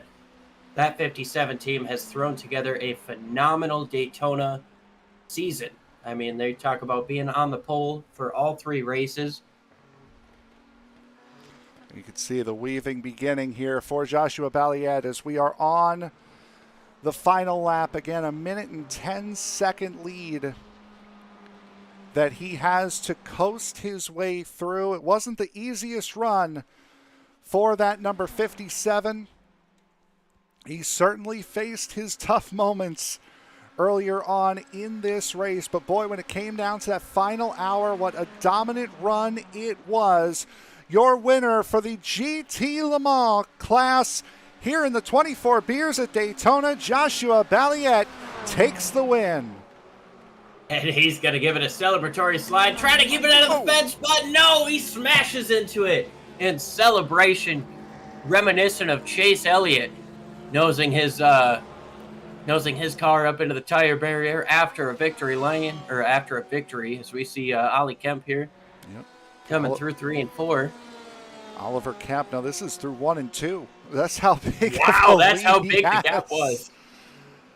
A minute 10 seconds crossing the line. As boy, I'll tell you, this 3 team had a very, very good run. Again, changing the tires late, trying to get Kemp to feel a little bit more comfortable. Got around William Brown, got around Greg McConey, and I mean, in effect, really didn't lose much of anything by making that late race pit stop, as Oliver Kemp will bring his team a second place starting spot in the Next Gen Series. Coming up later tonight, Greg McConey comes home with a podium spot. That White Lightning team will start in 3rd. William Brown will now cross the line in the 4th position. He will be the final finisher here tonight. Everybody else has completed their race. And again, Joshua Balliet, one heck of a run that man had in the number 57. Absolutely. I tell you what, we're getting ready to bring him up into the booth. We've got Joshua Balliet, our race winner here in leg number 1 of the 24 Beers at Daytona. Josh, how did you do it? All 3 hours up in that car? Talk about your race. Just keeping calm, gotten got into some trouble at the beginning of the race, got set back a little bit, but that gave me the ability to just worry about the fuel for the race and how I was going to play it out and the tire strategy and all that, which kind of the three ended up, being a little bit short on fuel and, with the tires and all that. So I was able to just play strategy, get back up there and claim what I had from the very beginning. Kind of walk us through that first lap. Obviously, we saw you get turned around from the pole, but you were able to recover and take back the win. Walk us through the first lap and a little bit of that recovery. For the first lap, it's just through one, I got through there pretty clean. They were battling side by side. I assumed that they were just diving in to try and get track position on each other, kind of misjudged it, kind of ran into the back of me. I'm spun around. And at that point, just get back going and get what you can and then come back to pit lane, assess what, damages. We got fast repairs, so that's good on that. And we're able to make up a lot of track position once the restart happened. Got back pretty much most of those spots from the very beginning. Just kind of trailed in third, made sure we made correct pit stops when we needed to, and ended up winning. It's an absolutely phenomenal effort out of you and your team. Pit stops put you up front, and a couple of caution flags fell your way. Is there anybody you want to thank for such a strong performance here before we move into the next leg? Yeah, my team, Emerson, Max. Emerson's going to be coming up doing the NextGen race here. Got a lot of faith in him to do the same thing I was able to do right here. Don Wheaton, Razor, and Bruzy, and you guys for broadcasting. We can't thank you enough for joining us here, and congratulations on a phenomenal drive here in the first part of the 24 Beers at Daytona. We'll hopefully be talking to you again later. And yeah, it was Joshua Balliet, your race winner. Like we've got. Yeah, and that will leave our second place finisher, Oliver Kemp. Oliver, a very, very good run from you. I'm guessing that last pit stop there was just to get some fresh tires and give you a little bit of fun.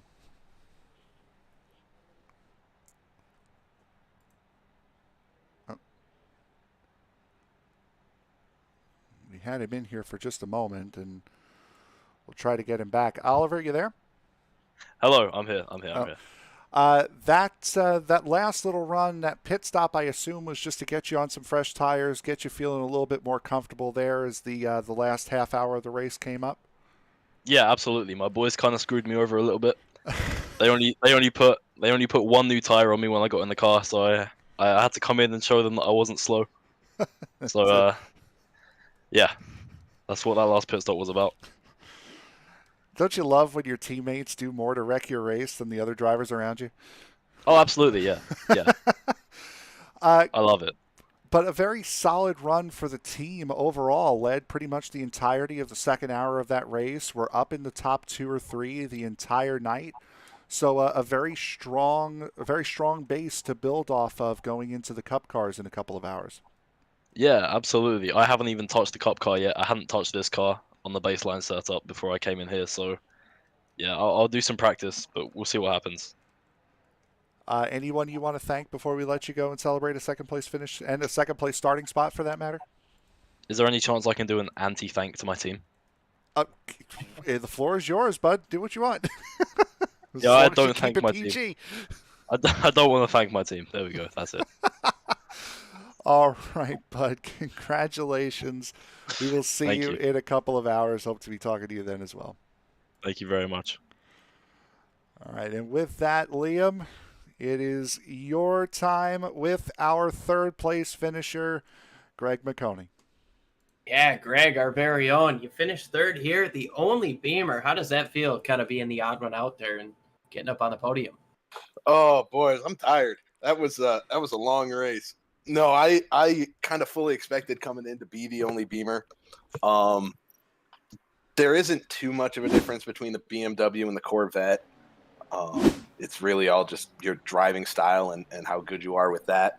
So it was kind of fun. I I was loving the top speed that I got out of this Beamer, which made it so much more fun in the high speed corners and especially on the ovals. I was really able to close up on guys. So that made it a lot more fun for me, especially. I really got to drive this thing as hard as I wanted, almost with no repercussions. You saw me slide and turn around a few times, but no, this White Lightning Motorsports Beamer was on rails tonight. It was so much fun to drive. Yeah, you mentioned a couple of those slips and slides that you had, and they put you a little bit further back in the field than you wanted to. Kind of talk us through that recovery effort you guys had through the middle portion of the race.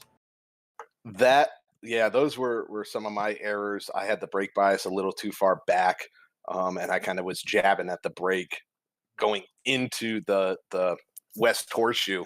So that was all on me. But that, huge thanks to Clapper, or not to Clapper, to DeBold and to Justin White. Those guys came up with a great strategy at the end, kept me cool the whole time, and they really pushed me for it. Really made sure that I knew that we were the fastest car out there at some points, aside from the leaders. But I was running these guys down, and it was just all in my head, those mental errors. Other than that, I knew I was going to be fast. I knew I was going to have fun. So big thanks to DeBold and White. Those guys, that strategy they called at the end was all their move, all their idea. So that big shout out to them for that, this third place finish. Absolutely. We love the team shout outs there, but you've got yourself a third place starting spot for the next event here in the Next Gens. We know you drove all 3 hours today or in this one, and the team is taking over from here on out. But who do you want to thank for such a strong performance here today at Daytona? I got to thank DeBold and White and Josh Ball, who's going to be jumping in for the Next Gen. He's starting it at least. After that, we're going to wait and see what happens. But, I got to thank Clapper and the guys for putting this race on, putting the sessions together. It was so much fun. I got to thank the wife. I know she's watching Anna Lynn right now, so thanks to her. Shout out to the family that's watching, all the SRM fans that hear me on the radio or see me race in iRacing East, and then get to see me turn around and come to my least favorable style of racing and road courses. I'm not a road guy by any means. Frank will attest to that. But I also have to say a huge thanks to Frank. He gave me a couple pointers when we did a little practice session, and that, doing that knocked almost a second off of my time, if not a second and a half on my average. So Frank, thank you. You were a huge help for that, man. But White Lightning Motorsports, we're starting P3. Josh Ball's going to be starting us in the Next Gen Ford. So good luck to him. We're going to have some fun. Got a couple beers I got to go take care of and drink, but we're ready to go, man. Let's keep this rolling. Rock on. You guys had a phenomenal start to the 24 Beers of Daytona, and we look forward to hopefully talking to you later on throughout the course of this event.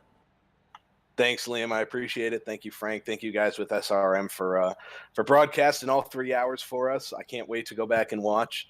Hopefully you guys were kind when I was spinning and making those errors, but no, thanks to you guys too. Thanks, guys. Awesome stuff. Well, that was Greg McConey, our third place finisher. And, Frank, we've had ourselves a phenomenal 3 hours of racing, haven't we? Yeah, it was. It was a lot of fun to be able to get out here and watch these guys race. Again, the unofficial start to the ThunderClap Stock Car iRacing Series season. And with that, we'll take a look at the final results here for tonight's race. Let's try that again. There we go. Now they're up. The Hyperforce Racing team takes home the race win. Joshua Belliet behind the wheel of the car when it crossed the line. 24 Beers team comes home in second. White Lightning 2 coming home in the top 3. Joshua Belliet, Oliver Kemp, and Greg McConey, your top 3 finishers. Too Drunk to Race and Hutch Sports Racing coming home in the top 5. Light Beer Mafia, Fast Apple Flap Racing Team, Drunken Donuts, Sim Racing Grid Team Silver, and Turn Left Only Motorsports number 7 coming home in the top 10. Door Bumper Beer Motorsports, Trash Can Racing, Team Arcs Racing, Left Turn Only Motorsports number 6, Not a Rapper, and Mid-Pack Motorsports. Those are your finishing orders. Josh Balliet, Oliver Kemp, Greg McConey, William Brown IV, Peyton Sweet, Caden Lapsevich, Jesper Zinell, Merle Eschman, Joe Pinder, John Barry, Dominique Cahart, Joshua Yarborough, Alex Simakowski, Adam Ross, William Dove, and Justin Clapper, the drivers that came across the line to complete the race in these cars. So with that, that will do it for us here, at least for right now. For my broadcast partner, Liam Irving, my name is Frank Marchese. Thank you very much for joining us here this afternoon. We will see you in about, I don't know, maybe 3 or 4 hours' time when we jump in with the NASCAR NextGen Cup cars. Good night, everybody.